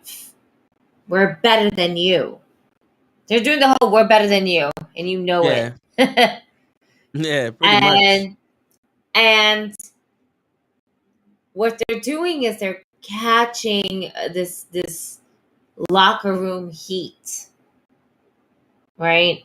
Where you're gonna get some girls that's gonna end up jumping them, and at the end, that's the payoff. We're gonna end up seeing Tony Storm and Paige getting jumped by in possibly the entire AEW women's locker room. Everybody's gonna get a piece of them. So I think this is cool, smart. I mean, for fuck's sake, they brought Levy. I think that's her name. She's the chick with the blue hair. Yeah. We haven't seen her. I seen her on Dark a month ago. Maybe longer than that, but I haven't really seen her. I seen her all the time during the pandemic. She was up in the front on the computer. Yeah. You know, but as for wrestling, as for being a manager, as for doing anything, no. But what they did in their story, we're better than you. Your name starts with an L, right? Come here. We're just gonna fuck you up. All right, take this L, loser. You think it's hitting though? I'm gonna make you laugh. Every time they put up the fucking L sign on the head, first thing I think about, the Bella twins. Yeah. Yeah. Because then they do that to make fun of Mickey James or some shit like that. And that's essentially what they, as in Tony Storm and fucking Soraya, are doing to everybody. Yeah. You're a fucking loser. They are doing the Bella. All right? The Bella losers. Shit. And I'm not surprised that Soraya was like, do you mind if I use it? Go ahead, girl. Fuck it up. You're No a wonder loser. It's not hitting for me. It's a Bella thing. It's a Bella thing. It's a fucking Bella thing. All right? Wait, I can't wait until we get Tony We can't do mode. twin magic. We can't do twin magic, all right? We're not gotta going to go get into Tony free mode. mode. No, we're not doing that. We gotta get Tony mode out here. No. Tony mode. Tony mode. No. Negative. Enter the No. storm. Tony Storm's I catchphrase. got Doom over Enter here the that's saying storm. no.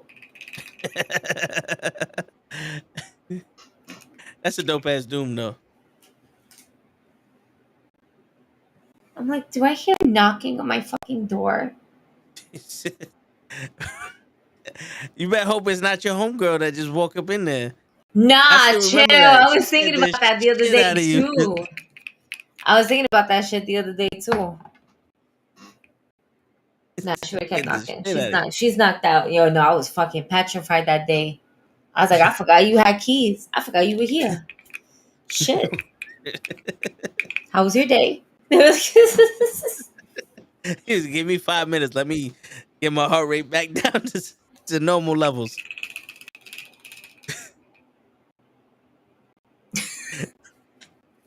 We'll put him down. I'm sorry. Yeah, it's funny because it's like I'm just sitting there watching it, going, you know what? It's like the hula girl on the dashboard. Just you know what's the funniest thing? Ding. I put this on mute, or I turned the camera off and I turned it back on. My stupid ass should have put the volume off on you guys because I'm still hearing you guys. So essentially, I did the opposite. Instead of, putting myself or put myself on mute, I should have fucking put you guys on mute so I can hear what's going on. But I did the complete opposite. And then I was like, okay. And then I put the mic back. I was like, what the fuck? Yeah. Yeah. I don't know what to do that. I think I put it back. I was like, I'm screaming just in case something happens to me for real. Yeah, I'm like, ah! Shit. Oh man. Yeah, I think that's a perfect place to end it. And then we'll give our predictions to the Elimination Chamber, which surprisingly seems like it's having more matches than any other premium live event. Because they actually have matches on the website. Wait. They have 4 matches so far. Elimination Chamber? Yeah, there's 2 of them. And then the mixed tag match, and then Roman and Sami. I feel like Cody's got to get a match somewhere in there. Him and Ronda Rousey are going to have a match. No, not Ronda. Cody, yes. Ronda, no. No, he's going to wrestle Ronda. I hate you. So, no, I don't care about that. Updated Elimination Chamber match card. Okay, so let's see. We have Nikki Cross, Asuka, Carmella, fucking Raquel, Liv Morgan, and Natalia. Yeah. Which, have you been noticing she's been coming out with, like, I think that was like her dad's hat style lately? She's been coming out with a hat.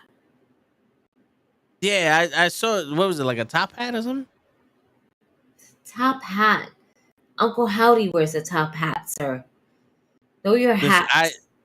I only saw her for like 3 seconds. When you see her, you're talking about, oh man. That's dope. Edge and his wife Beth Phoenix are challenging fucking Finn Balor and Mommy. Right, that's what we're getting. Edge and Beth Phoenix are gonna win. Well, next week we'll break it down next week. That'll be a part of the show, unless we get somebody on. But yeah, that could be, because it's next Saturday. Is it next Saturday? Yeah. What's happening this Saturday? Oh, yeah, Super Bowl. Yes. That's what's happening this weekend. I was like, why is there no wrestling? Right, because there's no wrestling. This is our week. This is the weekend. Yep. That we get our rest. Wow. A slow weekend wrestling. I'm okay with that. Yeah. But if you're a combat sports guy, it's not a slow week because you got football and the UFC on. So it's like shit. And the UFC is fucking $75 But that's on now. Saturday. Oh shit. So what you're saying is gonna be a pirate? I'm gonna have to be. Cause I'm going to the next game on Saturday and I at least want a shirt or something. Get a Coke. You know what I'm saying? Get a soda. So that's gonna be like $50. I'm not gonna be able to afford watching the UFC after I see fucking the Knicks play. I'm be like, who the fuck is that? There goes $80 worth of shit right there.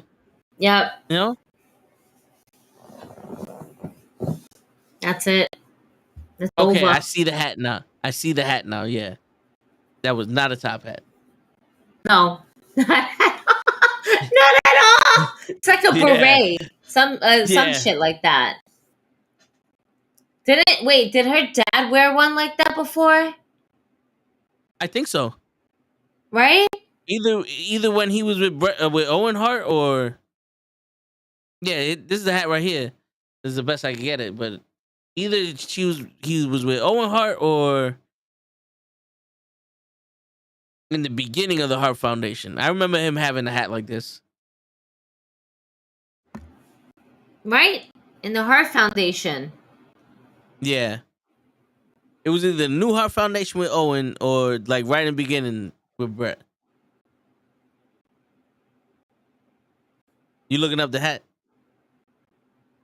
I got it on the screen. No, I'm not looking for hers. Oh, okay. You looking for Jim the Anvil now? Yeah. Jim the Anvil. Show me what I want. Hey, bitch. Yeah, that's the hat. That's the hat. Oh shit. That's what I was looking for. It's like Jim wore this shit before. Oh man. All right, yeah, predictions next week. That's fine. That's fine. I'm only here for Rihanna's Super Bowl performance. That's about it. And a decent football game. Overall, a decent football game. I don't want this shit to be a one-sided football game. That's all I'm asking. Because once it's a one-sided football game, it's like, this is a fucking waste of a Super Bowl. Yeah, but this one should be... It should come down to like a defensive stop or the final play of the game. Because they both got good defense, but they both got high scoring offenses. So, you know, it should be a good game. If the refs don't fucking cheat like they did 2 weeks ago, it should be a good game. But on that note, it's your friendly neighborhood knucklehead signing out. Peace, everybody.